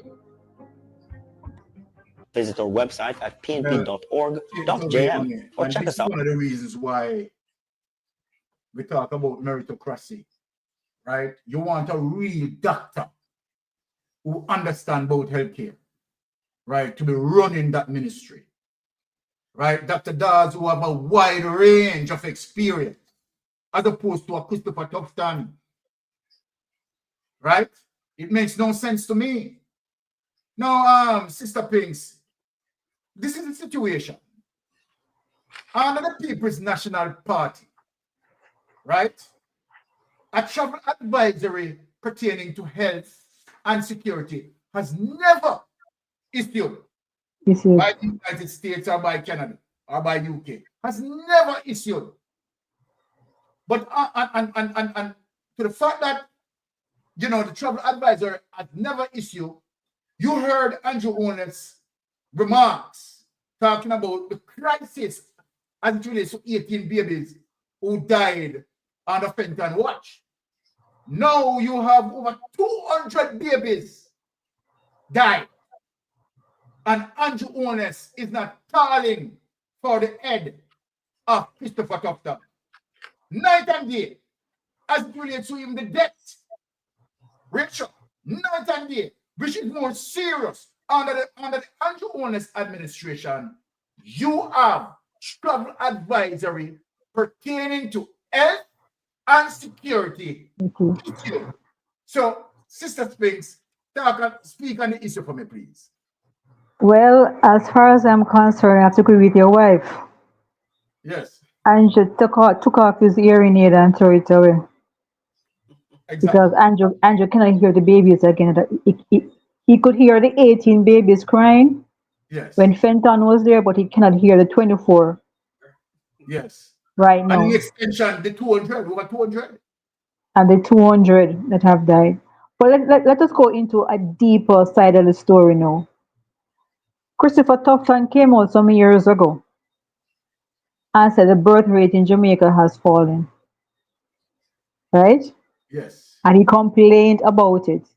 Yet he has not done anything as Minister of Health and Wellness to improve and modernize the healthcare, much less the maternity wards of any hospitals in Jamaica. It's crazy. Do you remember back in the days of the 70s when mothers could go to clinic, pregnant mothers, and get advice from nurse and prenatal care and all that stuff? Is that still going on in Jamaica right now? Does anybody know? Where clinics offer prenatal care to mothers and stuff like that? Is it still going on? They go to the clinic and the healthcare aides, I think, go to their home. The community healthcare aides will go to the homes and check up, but they have to go to the clinic to see the midwives and stuff. Oh, okay. Okay. The other thing we must factor in in this issue is what are our modern day mothers eating every day while they're pregnant? What is the health care? What's the food? What's the diet? Yes. What are the exercise programs? And we must investigate and find out what is happening, why there are so many prenatal deaths right now. Then when we look at the fact that he cannot chastise Tufton right now because Tufton has the money bag, Cornwall Regional Hospital. Every day I walk through my door, I look at it. Wow. You call it the beryllium? Yes. So because Tufton is giving him money and producing a dysfunctional hospital that can produce money for him, he will not chastise Tufton. But The other thing is he will chastise Ferguson. Oh my God. And we look at the other issue that our Minister of Health, I would like to ask Jamaicans this. Have you ever had a Minister of Health in any country or in Jamaica, the history of Jamaica, that has a morgue? Hello? Jamaicans, I'm asking a serious question. Have we ever had a Minister of Health that has a morgue? So if he has a morgue, why would he want to keep the hospitals healthy?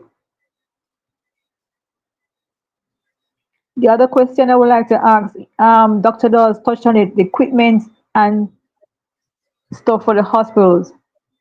Are there enough incubators in our hospitals? Maternity wards, nurses. Remember, we know our nurses are overworked and understaffed already, We have gone through that many times. We have seen too many videos of our hospitals to know that if someone goes in and doesn't have a bed, what about the pregnant women? Where do they have their children? When a woman goes in to have a baby in a hospital, is she given a bed right away? Or does she have to sit on a chair? These are the questions we need to ask Tufton right now. What happens to a mother when she goes in to a hospital to have a baby? Is she given a chair or is she given a bed? Or a piece of cardboard? Because all of these things can affect the delivery of a baby and the outcome of that pregnancy.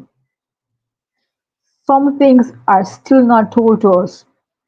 And we want the nurses who are working in the maternity wards, do not hide your stories. We want to know. We want to know what is happening. We see when we go into A&E, what happens at A&E. We want to know what is happening in the theaters. We want to know what is happening in the maternity wards. Over 200 babies. That's basically 6 classrooms, of children. Think about it. 6 classrooms of children are dead because the right medicine wasn't there, the right equipment wasn't there, and the staff was not there. And who is responsible? The government. You want to tell me over 200 babies died? That's basically 6 class. That's 1 high school grade right there. Think about it. Every high school basically have 5 grades, between 40 to 45 students per grade. So you think about it, 1 entire graduation class died. Tough done. We know you have the money strings at Cornwall Regional Hospital. We know how much money you took from us. We want it back. Too many mothers are crying right now. You know how hard it is for a woman to be pregnant, and when you lose that pregnancy before it even reaches 3 months or 4 months pregnancy, right? Much less to bring a child into this world, see the child, look at the child, hug the child, and kiss the child, and within hours the child died. I don't think men really, I wouldn't say men, I don't think Tufton and Andrew understand what a woman goes through when she actually looks at her baby and then the baby dies within hours or days. It traumatizes the woman. And then you have the hormones recalculating back in your body. And then you're going through postnatal stress after losing a baby. Tough done. We need answers. We need answers. As a Jamaican woman, we need answers. And I yield for to someone else. It's sad. It's sad. It's sad. Prince, knowing Andrew, thank you for that contribution, Prince. But Prince, knowing Andrew and who Andrew is, I don't expect Andrew Honest to fire Tufton. And by the way, Andrew Honest cannot fire Tufton, right? Because Tufton know, you understand the criminality of Andrew Honest, right? So Tufton, remember, Andrew Honest, as it relates to Dalrymple, you understand, who steal the money, found guilty in court, and Jonas pull him back into the parliament and said, damn right, girl, you have done an excellent job, right? You have to be here. Taught you well. I taught you well. And Andrew Holness pull her back in. So right now, I expect Andrew Holness to say to Tufton, yeah, good job, Tufton. Right, the king corruptor, come in melting pot and chop them. Yeah, man. And, me love how my lioness in the studio, how she touch on the intricacy of a woman and time love that spent around hospital when she's ready to give birth. So me now go touch on that part because well said things to you. Yeah. You know what me I go touch on now? Is the corruption side of things. Yes. The corruption side of things, my people.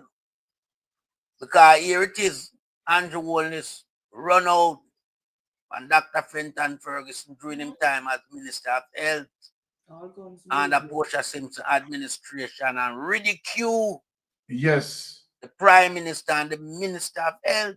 Yes. In regard to both of them being, complicit to what is happening in the health sector as it relates to 18 dead babies.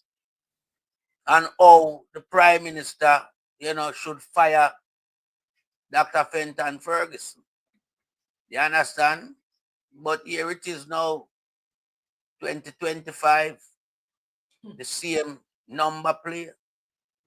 Andrew Northoftang is nowhere to be seen or heard of in relation to coming out with a press conference to address the 24 baby that died since the 1st of June. But what is striking and alarming is the fact that between 2023 and 2025, we have 289 deaths. Sad, melting pot, sad. You understand? Absolutely a crisis. And as Pinkskew rightly said, that's a whole heap of classroom. Mm-hmm. That's a whole heap of talent and brain My God. we lost. That's very serious. Pinkskew biting right here. Yes. And that also equates to a lot of trauma suffered by these mothers. Whoa. And there's no trauma unit in Jamaica to begin with. There's nothing set up to offer counsel and advice to these mothers who, as Pinkskew rightly said, see the birth of the child and in a couple of hours disappear in front of their eyes, never to be seen again. So we have to look at what is the root of this problem.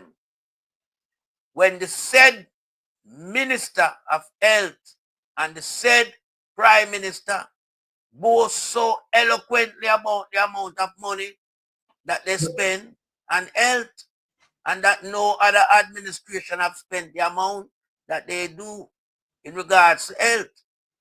Well, melting pot. We are not seeing the result.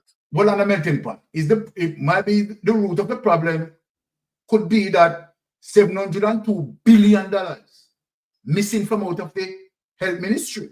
Right. Go ahead, my brother. Right. And you're so right, Sir B, and Jamaica know that too. Because if you when come out, and speak so highly about your investment in health, we should not be seeing the problem that we're seeing in front of our eyes.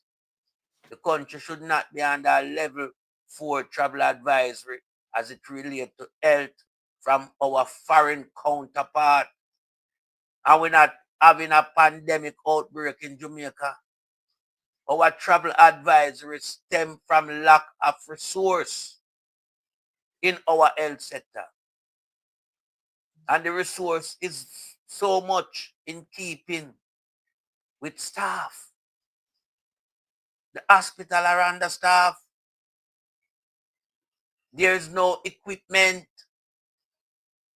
for the few staff that is there for them to use to serve the patient well. So everything is compromised. Whoa. As a result of corruption. So Andrew Wallace now need to fast track back into a period when him was opposition spokesman for the Labour Party. Go back to this comment that you make about Portia Simpson and Dr. Fenton Ferguson and apply it to Tough Tongue and yourself. Exactly. We can't have the thing unbalanced where you, when you are opposition leader, you said so much in regards to the problem, but this problem now come back on your doorstep and you're afraid to address it, you and the Minister of Health. We are hearing from third parties, sometimes even fourth parties. We're not hearing from the two main party, which is the Prime Minister and the Minister of Health. So we have to, ask the question why they're gone missing in action. Because Jamaican people have a right to know, because Jamaican society is heavily taxed. Exactly. This is where all these money that you guys are boasting about that you spend come from taxation from the citizens of the country. Some Your mic chipped out. Your mic. So melting pot mic has been chipped out. So your mic chipped out. We have to get into the space, right? All right, back on track. Okay, it's back. Okay, go ahead. Continue. Yes. So we have to understand, the problem we have, because as I'm saying, tough time Andrew one is supposed to come and address Jamaican on the situation as it relates to 24 baby dying since the beginning of June. Whoa. And we never hear nothing about the 200 and It's gone again. Mike. Your mic. Mike, continue to chip out our melting pot. All right. You tune in again, melting pot. All right. Put in the other mic, All right. Okay. All right. Let me jump to the Okay. Okay. All right, melting pot. My turn. All right. Are you hearing me, honey? Let us jump to the next folder. Right, under the next folder, right, which is going to be very serious going into this, breaking the box of monopolies. Many Jamaicans, right, don't know that the Jamaica Labour Party had given monopoly to two of JPS major owner, right? And the trickery that the Jamaica Labour Party had done in 2015 when he was promising that he's going to bring back big energy company. I have done the research and Jamaica is going to shock with this. Jamaica is going to shock in terms of this research that I have done. Now, I want you to listen to Andrew Honest in 2015 and the revelation that I'm going to come with after that, you are going to shock people. Now, without any delay, let us get into it. Andrew Honest, JLP will give cheaper and better energy. People can't believe this. I want you to listen to him. Can't believe this. Can't make up this. Yes. Okay. You hearing me now? Yes, you're loud and clear. So let us look on this, where Andrew Honest said, under the JLP government, you will get cheaper and better electricity. People, you will not be able to believe in terms of where I'm going. All right? Okay. Look at this, my people. Unbelievable.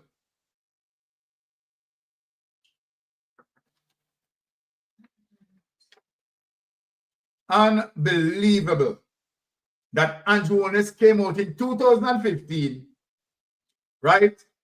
Promised Jamaica that a Jamaica Labour Party government will deliver cheaper and better electricity, bringing in the big companies and people. You wouldn't realize as it relates to what Andrew Honest had done in 2011. In 2011, Andrew Honest had done something, and yet, after he had done it, him and Bruce Golden had done it. Andrew Honest came out in 2015. Listen to this, people. Listen to Andrew Honest, 2015. Wicked old liar. One of the things that I know affecting whole heap of people in Jamaica is the high electricity bill.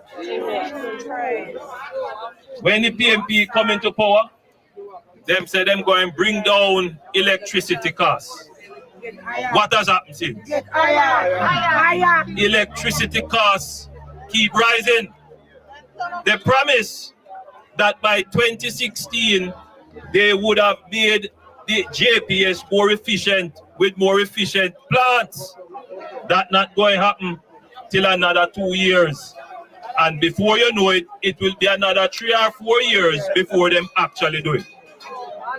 The Labour Party will make sure that we put in place more efficient electricity generated plants to bring down the cost of electricity to you.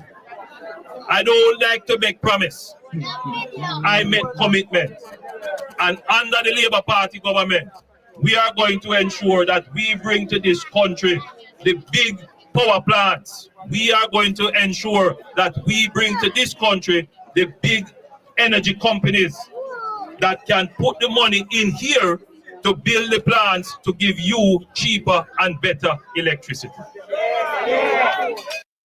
My people, when I look at this, as it relates to Andrew Holness, knowing very well what Bruce Golding and him had done in 2011, and this is Andrew Holness came out in a 2015 campaign and promising the people, is luckily that I have done the research.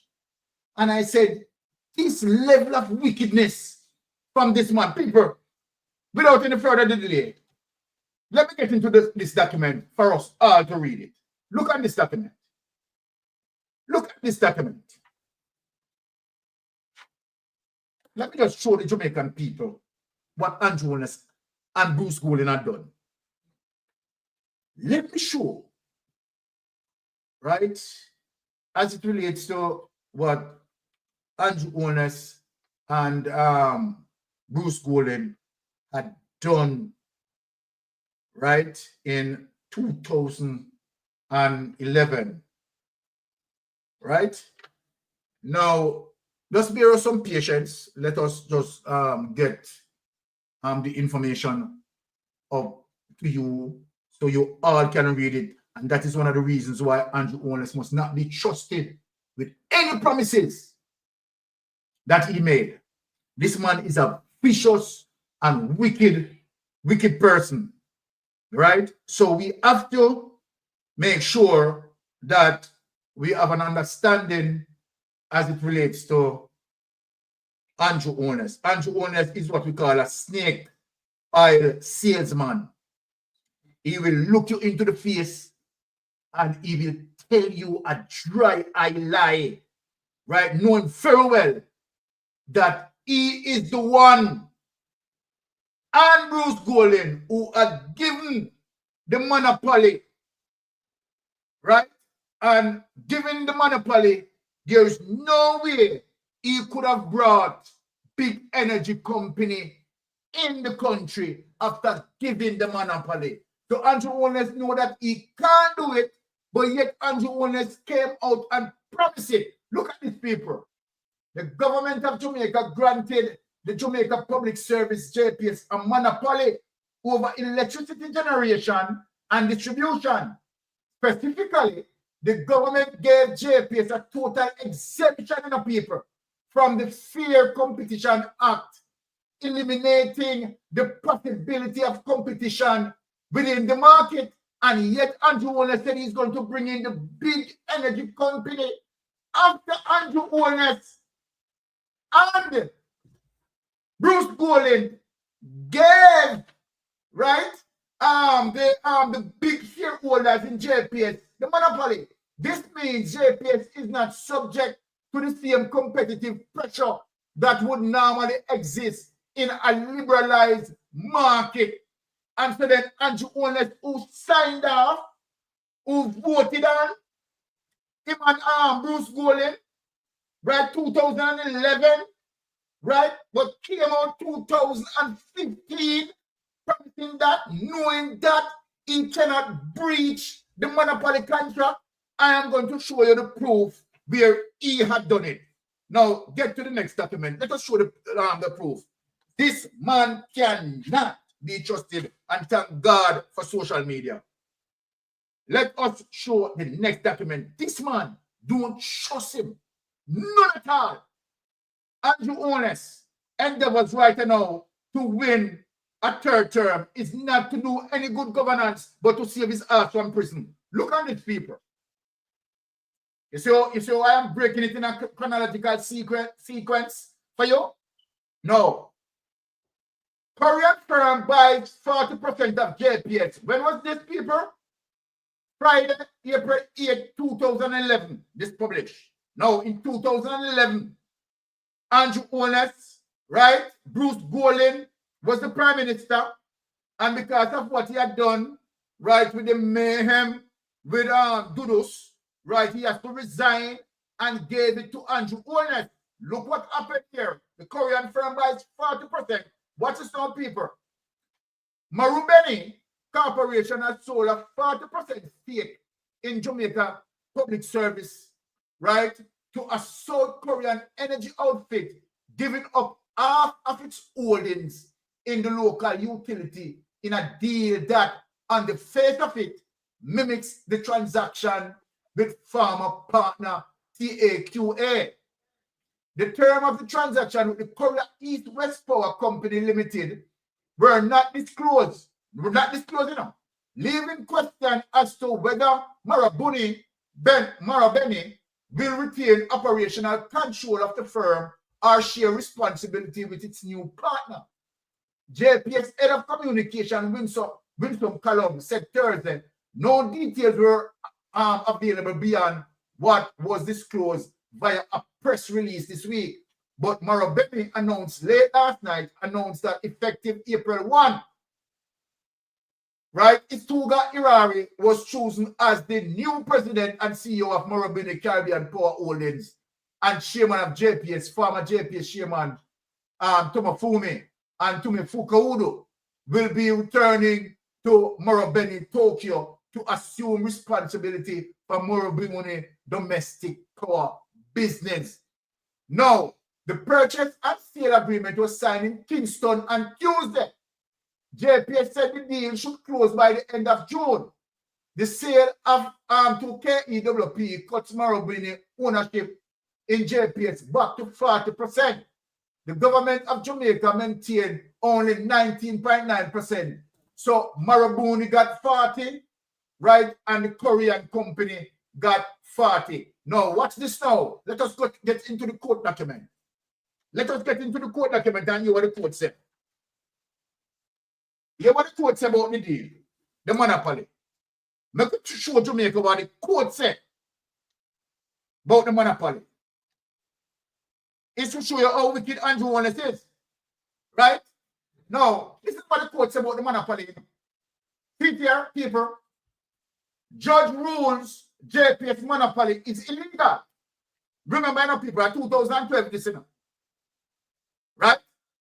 And remember that they signed off in 2011. Right? Now, look at these people. In made a decision Monday afternoon, I quote Judge Brian Sykes ruled that the monopoly license granted to the Jamaica Public Service in 2011 is illegal. The ruling followed a challenge by the civic group, Citizens United for the Reduction of Electricity, right, which contended that the JPS license was illegal under the Electricity Lighting Act. CURE had cited cases from the British House of Lords, which ruled that no monopoly license should be granted under the Electric Lighting Act. The House of Lords ruled that the Lighting Act was designed to promote competition. So this is what I'm saying. Holness and Bruce Golding, who signed monopoly, right, to Marubeni and the South Korean company, knowing that the monopoly no existed, but came out to trick the Jamaican people for vote. Tell the Jamaican people that one of the problems that the Jamaican people is facing is the electricity bill. And that he is going to bring in the big energy company, knowing that he can't do it, because here's the monopoly.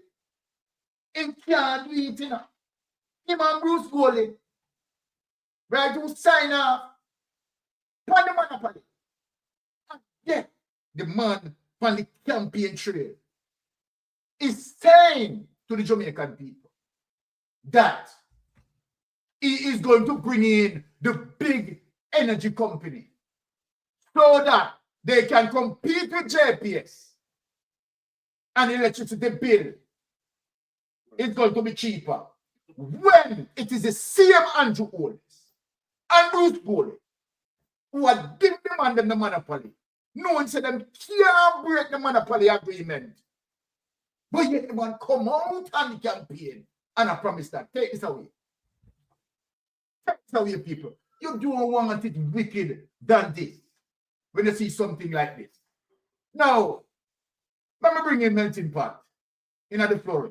Melting Pot, what you have to say about this?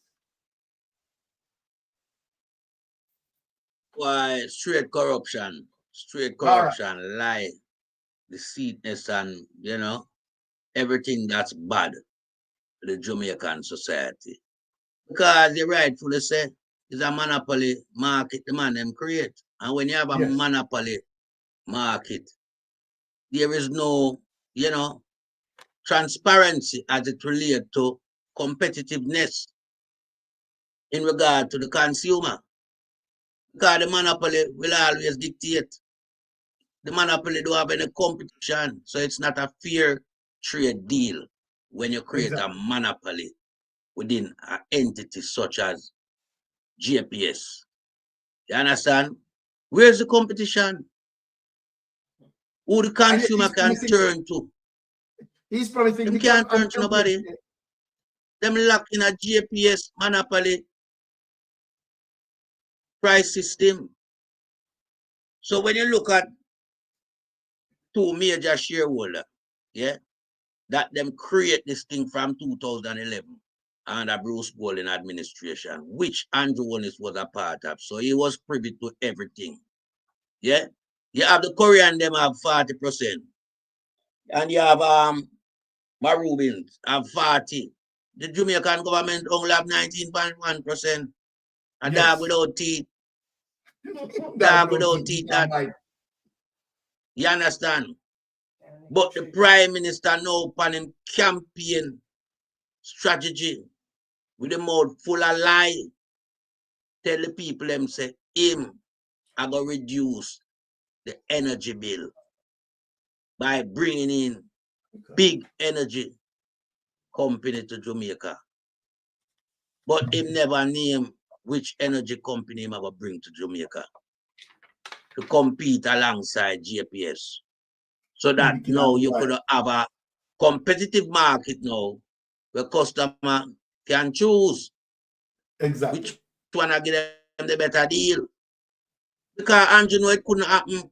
So this is all we show to Jamaican people and more so the electorate how Andrew is lying and how the GLP government is corrupted and don't care for the people in Jamaica. What they will do, they will lie their way through the voters, get them with the voters, get the vote for half the voters, go into office and then throw poison on the voters. So Andrew Holness, we have to hold him accountable upon these dangerous lies when him tell to Jamaican. Because him get the people them hopes up, you could hear the people them acknowledging what he was saying. Because everybody knows so well then, electricity high. Exactly. And people that want a reduction in electricity bill, price will come to them. So they were up in favor of him lies. You understand? But once again, we are here to expose Andrew Holness evilness to the Jamaican society. The man caring attitude toward the Jamaican society. The type of individual that he is when it comes to protecting the Jamaican society. He will never do that. What Andrew Holness does and still continue to do presently as I'm speaking is to sell out Jamaican to foreigners. It's all about foreign investors coming into Jamaica and investing in Jamaica because Andrew Holness' government was geared upon just remittance from tax, not putting forward any initiative on the ground like infrastructure to build factories that are owned by Jamaica or Jamaicans. It's all about seeking investors, bring them come here, give them license, and then collect tax. But what Andrew Wallace does not understand, big super giant country with larger population can exist from taxation because there's more people paying into the tax pool. In Jamaica, where you have a population just under 3 million, you have to look at the working force, what numbers you are dealing with, and the business community. How much tax can you get from those two sectors, the workforce and the business community? How much tax can you generate to run a country? So tax cannot be the way. The way forward is growth, development, where you put in place the things that will benefit the society so that they can pay the bills. Agriculture, you have to fix that. You have to bring investors that gonna build factories in Jamaica and create jobs so that Jamaica now can be a part of the,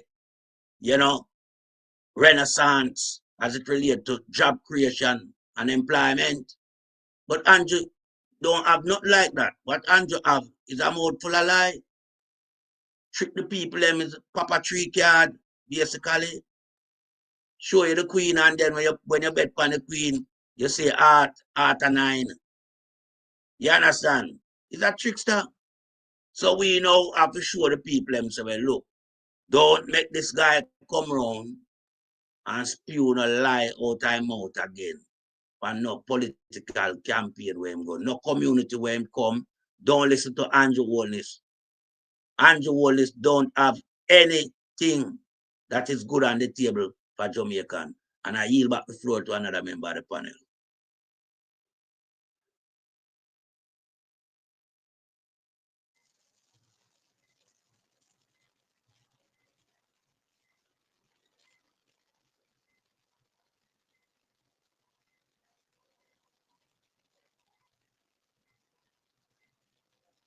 Hold on, go. Speak. She wasn't hearing you. Are you hearing Yeah, me? I'm hearing you. Yes, I'm go hearing ahead. you now. I'm Go ahead. hearing you now. Okay. Well, we look at Portia Simpson and her deal with Venezuela, when Venezuela offers several Caribbean countries a deal, and she took that deal for our benefit. So we could have a payment plan when we're buying our oil. The Petro-Carib deal. And when we see Andrew Holness and Bruce Golden damage that deal and put in this deal with their friends, their bedfellows, because they must have gotten something under the table to make this go through. And as my brother up top said, Nelson Paul said, they will tax us into our graves. That's all this GLP does, tax us into our graves. It's not about growth and development. It's not about anything at all like that. Exactly. No breathing space is given to us when it comes to taxes in Jamaica right now. No breathing space. And Right. Andrew promised something like an Indian giver. Give it one hand and take it back. Exactly. Andrew, everything they do is they give it one hand. Look at our taxi drivers. One time he was giving away some money to the taxi drivers, and couple months after that, the ticket prices went up. Yes. You understand it? That is Andrew. But right now, with our government going into the PNP's plan, when it comes to JPS, is that we're going to be thinking about other alternatives apart from oil, because we have solar energy, we have wind energy, and Powell has spoken on it on many platforms that we're going a different direction. We will not rely only on oil. We will have alternatives. And this is why Jamaica, going forward for your future, you need to put your X beside the head Here you go. because you're voting for an alternative to JPS. This GLP government, in its 9 years, went into bed with two other partners to make our JPS bill higher instead of lower. The next government, the PNP government, is going to give us alternatives Exactly. because Powell spoke on solar energy as an alternative for Jamaican households, and you can do a payment plan. Yes. So over a time, you can pay for it. You understand me, Jamaicans? The Jamaicans, we want the 55 seats. All right. Uncle Byron explained why we need two-thirds. Exactly. We can't be effective unless we get two-thirds. Because we have a lot of cleanup to do, and what JPS is one of them. We can't continue along this line anymore. So my fellow Jamaicans, vote for PNP. All right. Love that, Sister Pinks. All And right. if I just, My, Sir B, oh, Sir B, yes. I can just add something to what Pinks you just said a while ago. Yeah. Okay, go ahead. As it relates to what Philip Palwell said in regards to the transformation of, you know, the electricity when coming at Jamaica, the solar and the wind farm, yeah. But I want Jamaican to know that the 7th of July coming, you know, is when the new agreement deal with the JPS them supposed to, you know, come into effect. Negotiation supposed to start. But Philip Powell also said it should have started 2 years ago. Preliminary discussion. And they have not As started. we are going They forward, have not done anything. they Yeah, haven't that's done true. anything going forward with the new licensing agreement. So they are lagging because it's a Ponzi scheme. You understand? With them did create this monopoly and where, you know, the judge did rule it illegal in the first place. And when you have illegal thing, you know, it's hard to unravel, you know. You have to bring in the justice on them, the league of justice on them, to unravel them type of corruption. Because them should have already gone into preliminary discussion 2 years ago. The 7th of July coming is when the new licensing agreement is up for debate. So what are they doing? They're doing nothing. Nothing. I yield back the floor. Yes, and yet they say they are people. But panel, right? My Jamaican people, let me turn our focus on one little turncoat here. Right? Oh. I address the turncoat here, you know. Because about that, and you know what? We're glad that we process this Trojan horse out of our system. Because if we didn't do so, later down, it would be very serious to us. This person was a Trojan horse, right, amongst the comrade. Now let us hear this Trojan horse, what he has to say. And we are going to address him tonight.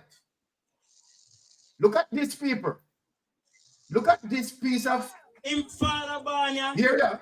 In a Jamaican citizen, him lead a Banya, him lead a father and mother Banya, and them never spun a slave, them never have no whip beating our ancestors. So we have to say, why with the slave owners, I will want reparations? No. Anybody benefited from feedstock and slavery. We want back the money to build housing. and invest in education and health care for the people of Jamaica. Show a labor rights. Have him say me fee bus him.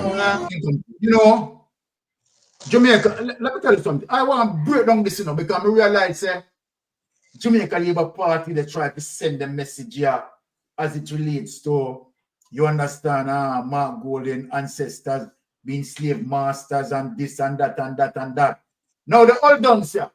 But you see, they cannot attack him on character, so they're coming out with all manner of foolishness. Exactly. They're all done, sir. I want to show the all done, sir. You understand? Teach the all done, sir, a lesson tonight. Right? Because many Jamaicans don't even know it. Last week, I played a clip as it relates to what Warmington said, and I show history of black slave traders in Africa. More people for listen to me now in Jamaica. I see that I think shot this ago. No, I have done a deeper research and realized right in America that you also used to have black trade owners, slave traders, sorry. Black slave traders. And so then, let me just explain this. When we talk about Michael Manley eating out on capitalism and crony capitalism, what Michael Manley was licking out on is neocolonialism in extension of those people that live on the backs of slavery and right now in this stage want to protect their wealth that they have gotten. But when you have this piece of Lawrence Rowe coming out talking about, right, that Mark Golden must not be supported because his ancestors are slave drivers and this and that. Come in front of the class now, Lawrence Rowe. Let me show you this. And where the Jamaica Labour Party, Andrew Holness, and all of them who are robbing from black people. Mark Golden rob from black people, you know. Mark Golden don't rob a dime from black people. It is Andrew Holness who set up SSL. And you, Cross Kerry, who bring back Paul Chen Young and associate as SSL, set it up to rob black investors. Mark Golden not involved in that. So no, bring And rob the same balls. No boy. Let me talk to you, Lawrence Rowe. Don't bring Mark Golden in a nastiness, no boy. Let me tell you something. I'm going to show you who is Andrew Holness. You understand? And the greed of Andrew Holness. We are recently in America's slavery. Look at this. Look at what I'm going to show you now. Look at what I'm going to show you now, Lawrence Rowe. Dig up this on it. In reality, the most prominent black slave owners right there in America. So I want to show Jamaican people, you understand, that, listen to me, don't talk about slavery and ancestry and black men, black slave owners was a part of it too. Look at this. The most prominent black slave owners in history. The history of slavery is often presented as a system of white slave owners exploiting and dehumanizing African peoples. However, it is important to acknowledge that some individuals of African descent also participated in slave ownership. Although their numbers were relatively small compared to white slave owners, the existence of black slave owners challenged the commonly held perception of slavery as solely a racial divide. Welcome to our YouTube channel. Subscribe and let's dive in. Today, we are going to make a good awareness about the most prominent black slave owners in history. Some people were astonished to learn that black slave owners existed in the United States.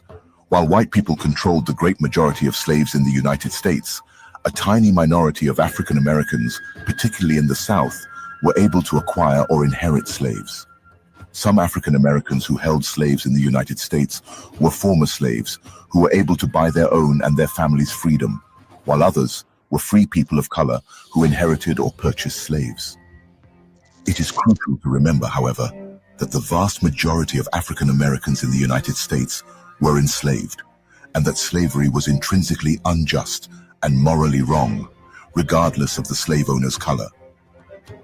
And finally, a question about the passive income platform you announced. Now, Canadian citizens have the opportunity to earn up to William Ellison is one of the most famous slave owners in history.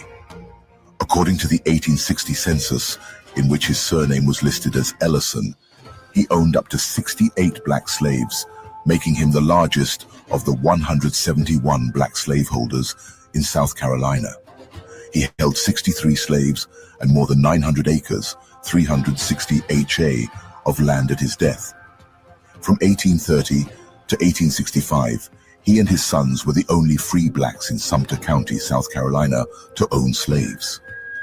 The county was largely devoted to cotton plantations, and the majority population were slaves. Ellison and his sons were among a number of successful free people of color in the antebellum years, but Ellison's master had passed on social capital by apprenticing him to learn a valuable artisan trade as a cotton gin maker, at which Ellison became a success. He took a wife at the age of 21. After buying his own freedom when he was 26, a few years later, Ellison purchased his wife and their children to protect them from sales as slaves. The Act of 1820 made it more difficult for slaveholders to make personal manumissions, but Ellison gained freedom for his sons and a quasi-freedom for his surviving daughter. During the American Civil War, Ellison and his sons supported the Confederate States of America and gave the government substantial donations and aid. A grandson fought informally with the regular Confederate Army and survived the war.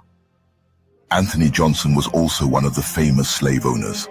Anthony Johnson was an African-American man who lived in the British colony of Virginia in the 17th century.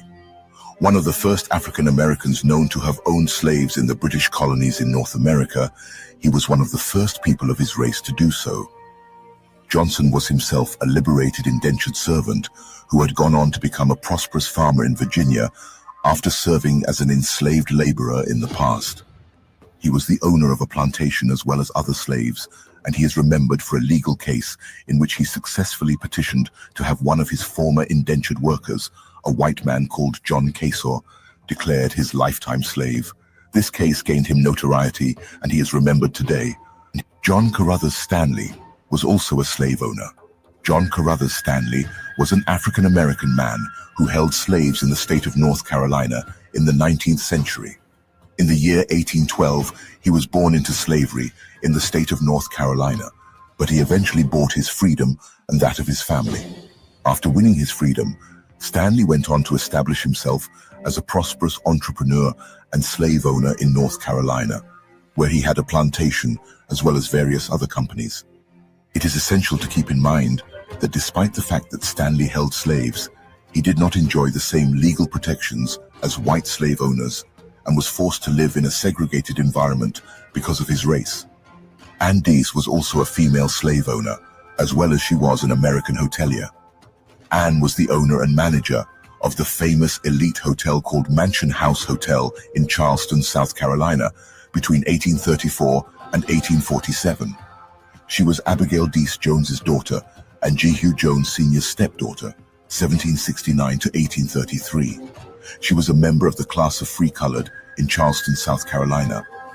Both her mother and her stepfather had been slaves, but were manumitted in 1798. She was the half-sister of Jehu Jones.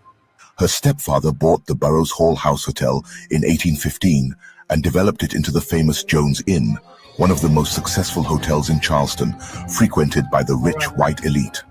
In 1833, all of them, we just want Lawrence Rowe, right, to have an awareness and sensitize himself before he speaks, because we realize that he has some mental issues. If people don't realize that, Lawrence Rowe has some mental issues. So we want to just show that for him to educate himself and sensitize himself. Now we are going to ask Pinskew to juggle down and ask Melting Pot to close us out. Yes, Pinskew. Okay. Well, first of all, let me talk about the turncoat. He's just the newest and the latest clown that they're parading around, right? Because he's the new toy right now. And as you look through the years, Carrie Douglas, Denisha Phillips, Craig Oates, others who have become turncoat, they just use them and throw them aside. And even recently, when Craig Oates came out, somebody showed a video of Craig Oates sitting beside our comrade leader, and another video of Craig Oates in his green kneeling down in front of two JLP people. No, in my years of being a PNP person, I have never seen any PNP member require or ask or even one comrade kneel on to another comrade. I've never seen it happen.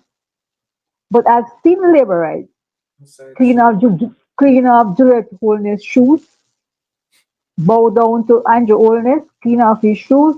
Those things don't happen over our side. We don't bow down to anyone. So how can you say we have a master and slave mentality when the JLP, even in today's day, are acting out the master and slave mentality by one person in their party bowing down to another person? How dare you call Mark Golding a master? Really? Seriously? Now let us go back into slavery a little bit. King George of England married to a black woman in his time when slavery was almost at its end, and when the people were fighting court cases in the English court. There was a black queen on the English throne, and she did nothing to assist.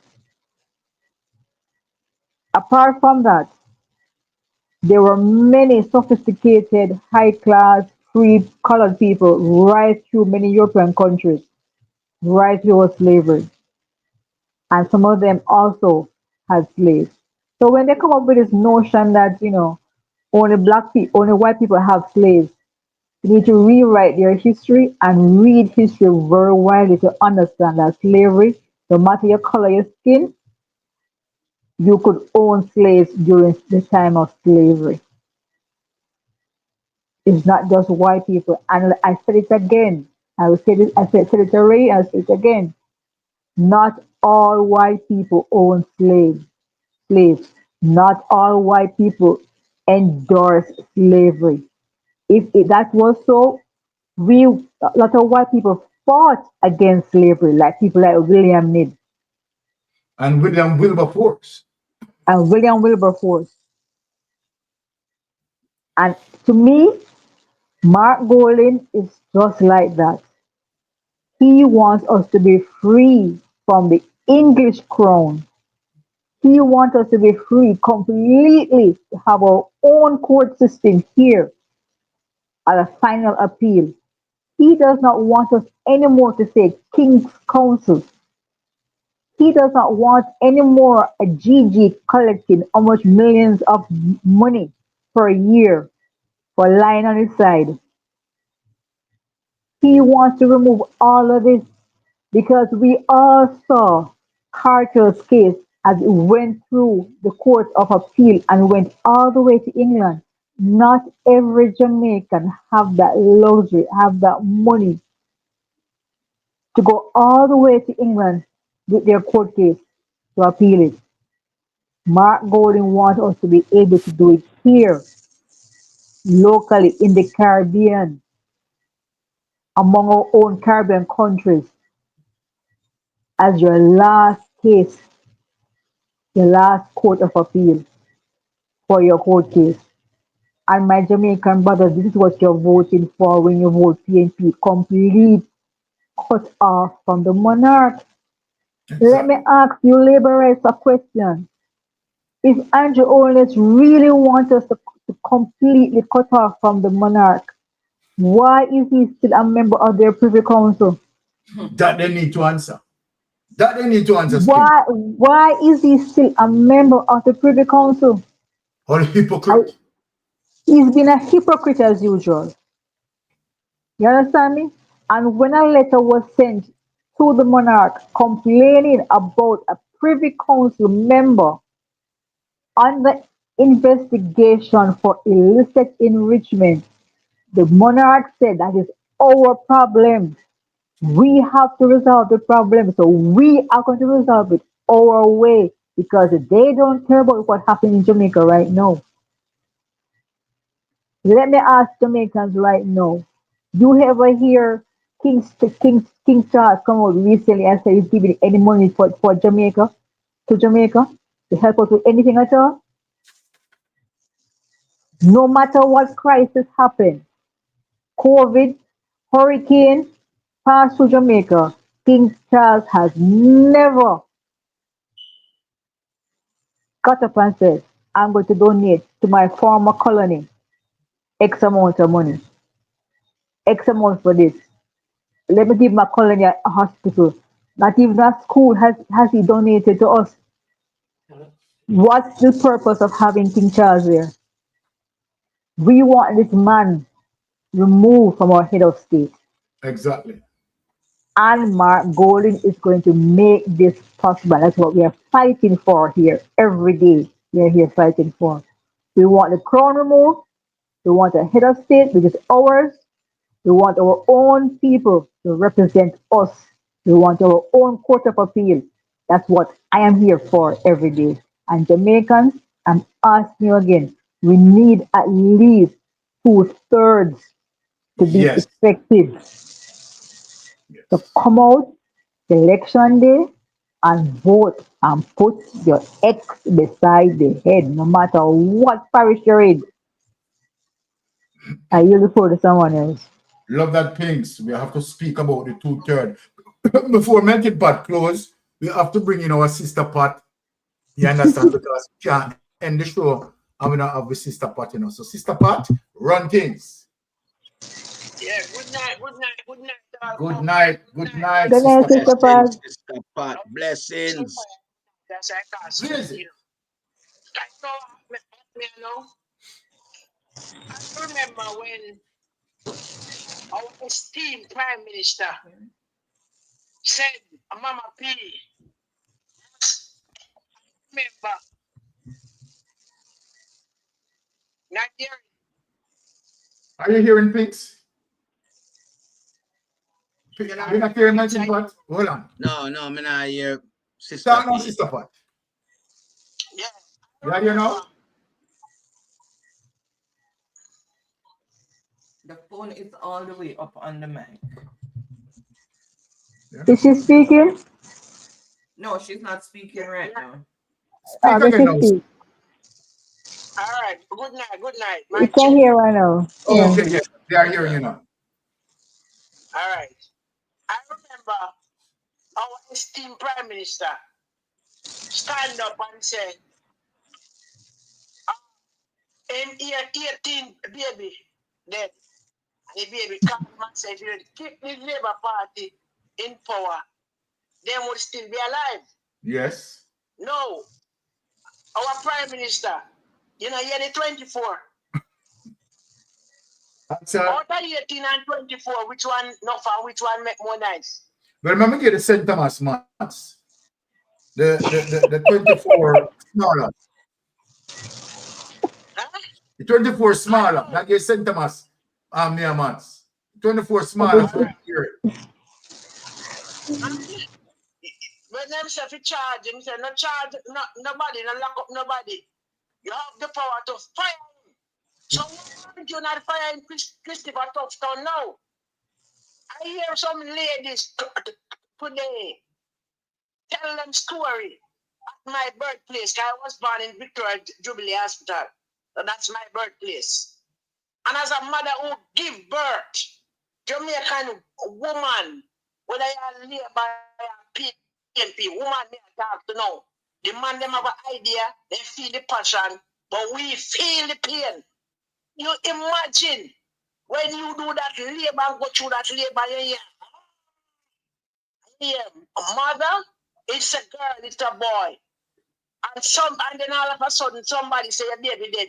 Are you not even see the body of the baby? You imagine that where people go through? And your child said, mother go put back with him, mother there after them baby. And when they hear for them baby are crying and how they feel that lick their psyche. Huh? And when it come to, all right, not done. When it come to the poll, Mr. Dan, where do you rate you? When I tell you like, but you get took by the snake sting you. True. And you have to go live with it for you balance your life. Right? So sad. And it now will live with you, Mr. Dan Anderson. It will live with you, pitney. Carl Stone dead gone. And he was one of the greatest pollster.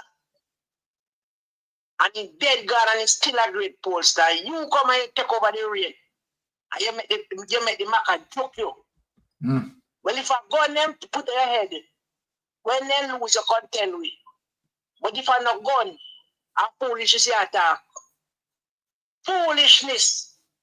Exactly. PMP, they're way ahead. Labor right tired and dualness. When we got a supermarket, Dan Anderson, when we got the cashier now asks if you are labor, you are PMP. When you go to the hospital, nobody asks if you are PMP or you are labor. When you take taxi, nobody asks if you are PMP or labor. Right? People in a Labour Party long before Andrew. Tired of Andrew.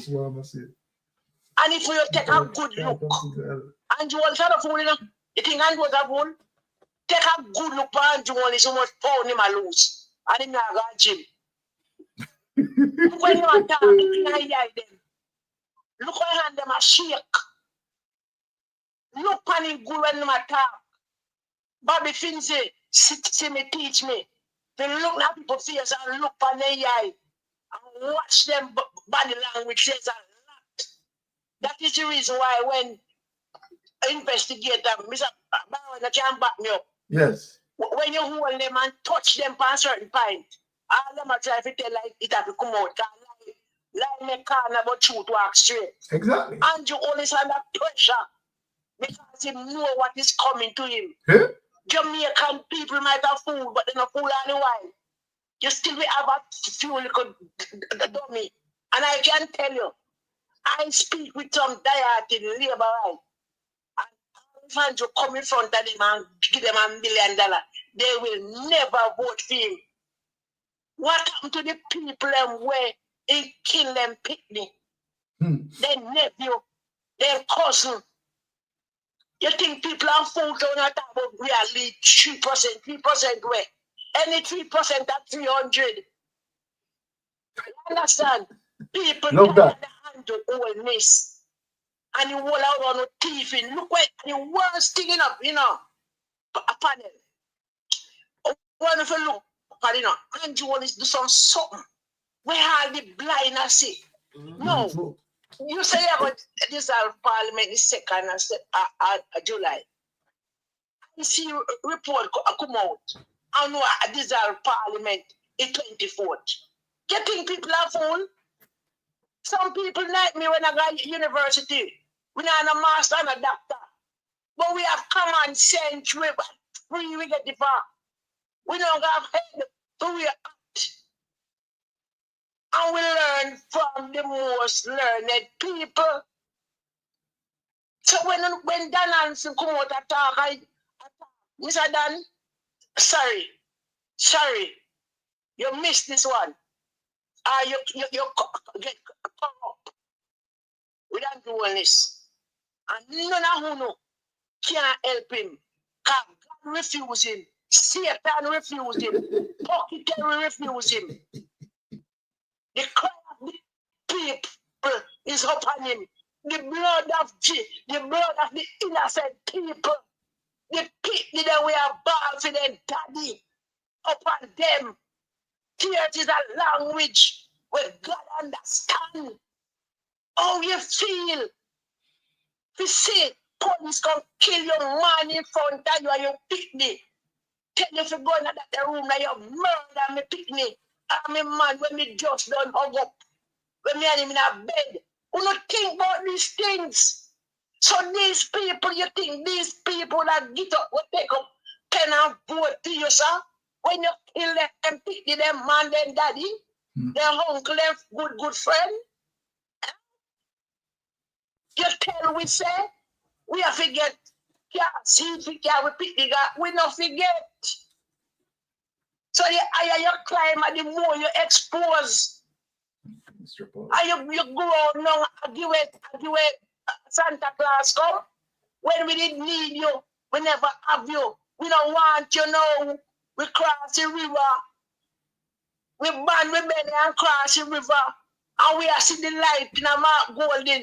We don't come off a Mark Golden and your big, ugly mouth, cliff views. You ever look at your mouth right hand?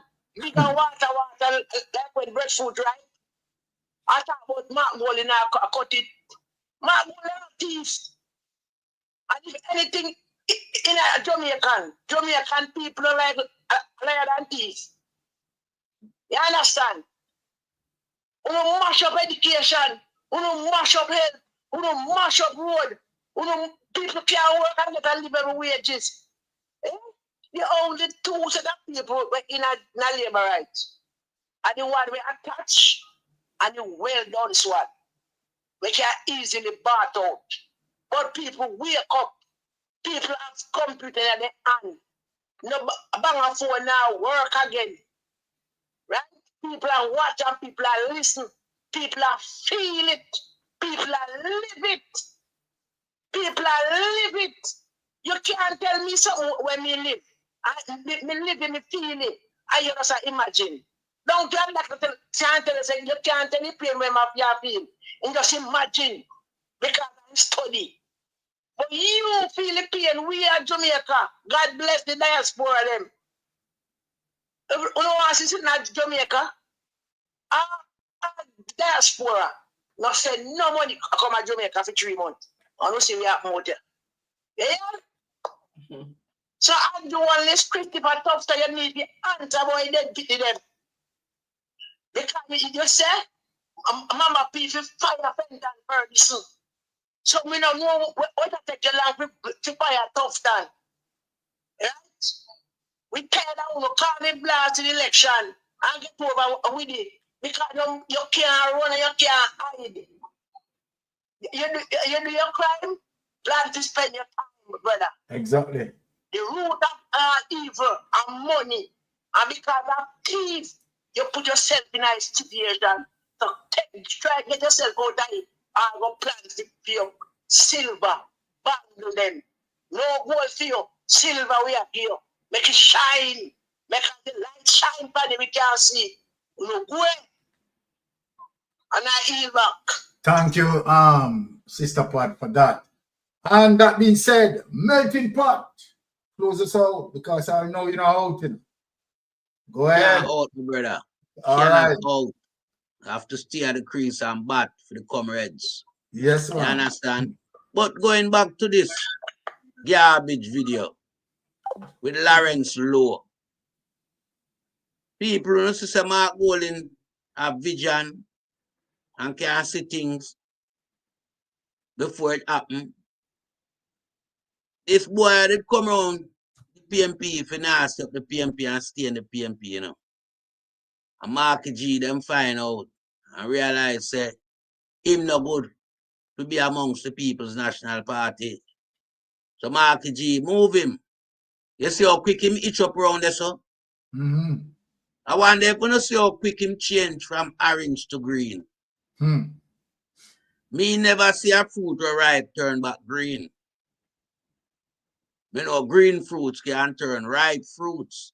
But not ripe fruit turn back into green. So we know it's a snake. Big old anaconda snake that. That's why I'm itch up around them. But this is another PR publicity. We're gone wrong under the GLP umbrella. This was wrong for you, Parade Lawrence Lowe. A piece of garbage. A piece of shit like Lawrence Lowe. You know have a parade. Him can't go no traction, you know. I skid him and I go back with. You understand? All when you put a caterpillar in front of that GLP vehicle with Lawrence Low attached to no, the caterpillar could never pull out this vehicle. It's still a skid I go back with. Because this is a guy where right away him show himself to be a, you know, a snake on the grass among society. You can say 6 months ago, you run PMP and you want to be the chosen one for Central Kingston Division. But because of changes from within the party, all of a sudden you turn caterpillar, you're green. I am just here to just, you know, big up Mark Walling and the PMP committee that took the stands and moved this piece of garbage from out and around the party. You understand? But now I could touch upon him subject. Because him no know nothing about slavery, you know, and him a dunce. So you know if teacher did even not teach him anything about slavery, him never have no time to take that in. Because we see what this piece of garbage, yeah, you know, one little piece of cut off pants and marine and slippers with long knife and kill people in a Central Kingston. So this is a gangster garbage, a piece of shit that needs to be flushed out of society as it relates to being a waste matters. You understand? Yeah. This guy don't know nothing about slavery. This guy don't know nothing as it relates to who participate as slave master. The people them who were buying slave and who were selling slave. Everybody participated in it. The Chinese participated in it. The Arab them participated in it. American participated in it. French and UK. And black people from Africa. Black people were selling slave from West Africa. So it's a trade that encompasses more than one race where we identify the white man. We need to look in ourselves. I'm glad Sir B put out the video and show for ourselves. You understand?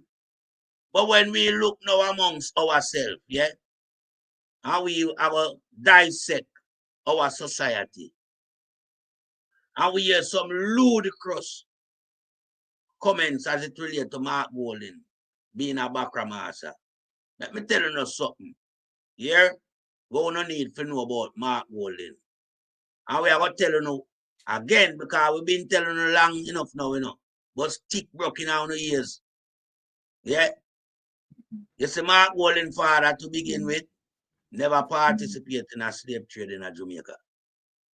Nor nowhere else.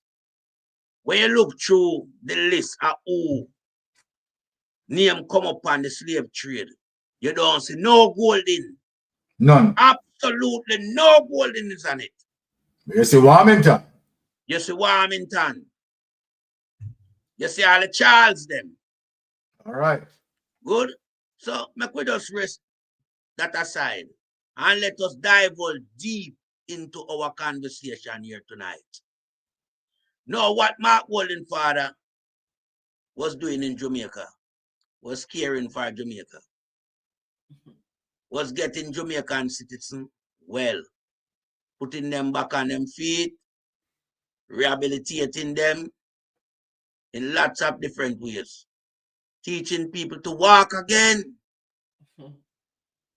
My God, does that relate to slave trade? No, absolutely no. So Mark Walling, as a born Jamaican citizen, who did not born in the time period of slavery, does not know anything about slavery. And his family roots connection does not tie in with any form of slavery. You want to know what tying with slavery people in Jamaica? And now see thinking Lawrence Lowe. And your minions them around here laugh after you call it the man Machiana to feed that and you don't even know. Oh. You want to know what time with slavery in Jamaica what we see in a modern time? Is when Seaga put lick on that dead man Mackenzie. Several times. And dead man Mackenzie said not ashamed. He's not ashamed. The Dan beat him several times. No, we constitute that to be slavery. You understand? And it exists throughout in the party. The same Jamaica Labour Party perpetrate slavery to a maximum capacity in Jamaica. Because when you land lucky in a whole community where them not of freedom when night coming up, people can't go out and express themselves. People can't go out and choose who them want in them life. That's slavery too, you know. Because you're maroon in your own space. And people dictate to you and beat you too. So that constitutes slavery. So where Mark Bolin is concerned, Mark Bolin clean, man. Clean as a whistle. Mark Bolin are pure, filled with love. Mark Bolin idea is a free Jamaica, not enslaved Jamaica. Exactly. That's why I'm telling you, so the man take off the criminal charge we attached to get a youth as it relates to having a spliff or a draw weed or cultivating weed. So Mark Golding is for the poorer class of people. And the poorer class of the people are the class of people where go through slavery. Rich people don't go through slavery. Andrew Holness will never do the things the Jamaican where Mark Golding has done already and will be doing in the future. So this thing I know need to be buried once and for all. This is not a campaign tool. Everybody know about Marky G. Listen, Marky G accent. Where you hear when him speak, you hear real Jamaican. Real Jamaican on the ear. Look upon him persona in a society. Look upon him, look how him interact with society as a Jamaican man, you see, you know. Tell Andrew Holness to dance like Mike Golding. Yeah. Him can't. Tell him to go there and sing like Mark Golding and sound like real reggae artists. So if I the skin color, I look upon you get it wrong, man. Because over phone party at them color, they don't cater for, you know. At that color, I don't cater for. So I don't know what the color prejudice thing all about. The fact that Mark Golding birth certificate will say Jamaican by birth, not Jamaican by naturalization. Jamaican by birth. Certified. We're checking place of birth in a Jamaica there. It not there in a place like Boston and place like London where we see some people and some people where their parents come from Puerto Rico. You understand? No. Mark Golding a born Jamaican. Yeah? From up at the cool hillside of Papi. Round at them Hermitage side of a place there. Around there so the man upbringing. Yeah? Around them find him queen. Him never take plane and go overseas and bring back nobody come here. So no come off a Marky G. Because remember, you know, you can't destroy a man where God put here, you know. And God sent Marky G to save Jamaica out of the hands of the criminals. Restore back order in Jamaica. So that we youth them can grow up and turn adult. So that mother can see them grandkids. You know how much mother can see grandkids? because the state take away the sun. You know what I do to Jamaica? And millions of people who get rid out of Jamaica, you know? Because one man can produce 5 picnic and 5 picnic can give him all 50 grand picnic. And the great grand man, so the numbers are increased. But when you destroy the roots, when you destroy the fabric, I don't even want to destroy the soil of Jamaica. So we can't have UNO and run up and down over the place and I use classism and racism. That not gonna work again. Out of many one. And that the power quote of because when we not talk about market you, look for the Chinese them won't have. Look for the people them from India won't have that place. Look for our friend Marky G born at Jamaica. Grew up at Jamaica, school at Jamaica. And Marky G is here to make Jamaica proud once again. Marky G is here to give hopes and dreams to the Jamaicans who want to discard and dispel. Because see on a friend, on an eye company want to keep, it no guarantee no people from the unfortunate community to achieve or benefit nothing from UNO. Remember, you know, we know one of the demons about a great black man like Usain Bolt to have millions and billions on a red eye. We don't say my eggs up round, you know. So no party have a syndrome of not recognizing black people. Remember I want to say it, you know, and when I do not tabloid. We don't say my eggs up round under the great icon Usain Bolt. And so on find ways and means of bringing him closer to UNO for rob him. And that to do. So we don't have nothing to say further upon that case here. Because time will tell and time soon come. And I yield back the floor, my brother. All right, and my Jamaican people, there you have it as it relates to tonight's program. I want to say big thanks to Sister Pinks, right, who had delivered, right, some powerful punches. Big thanks to Melting Pot, right, who had delivered, right, some powerful punches as well, right. So we want to say, what good, right, for the weekend. Love you all, my Jamaican brothers, sisters. Let me just have my wife speak on some issues before we go. Go ahead, Nana.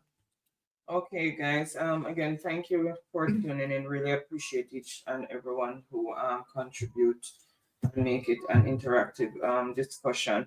I just want to read this response that someone asked me to share with you guys regarding the utterance of a parliamentarian who stated that Jamaicans should stick to the evil that they know. And Steve, a concerned citizen, Steve, said, as a concerned citizen, I strongly disagree with this assertion and have crafted a response highlighting the importance of promoting positivity and goodness in our society. And it reads, to the Honorable Member of Parliament, I am writing to express my deep concern and disappointment at your recent statement suggesting that Jamaican citizens should stick to evil.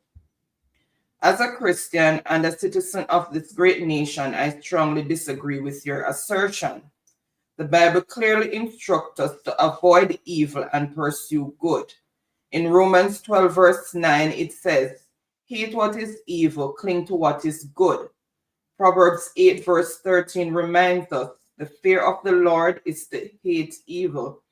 And in 1 Thessalonians 5, verse 22, we are exhorted to reject every kind of evil.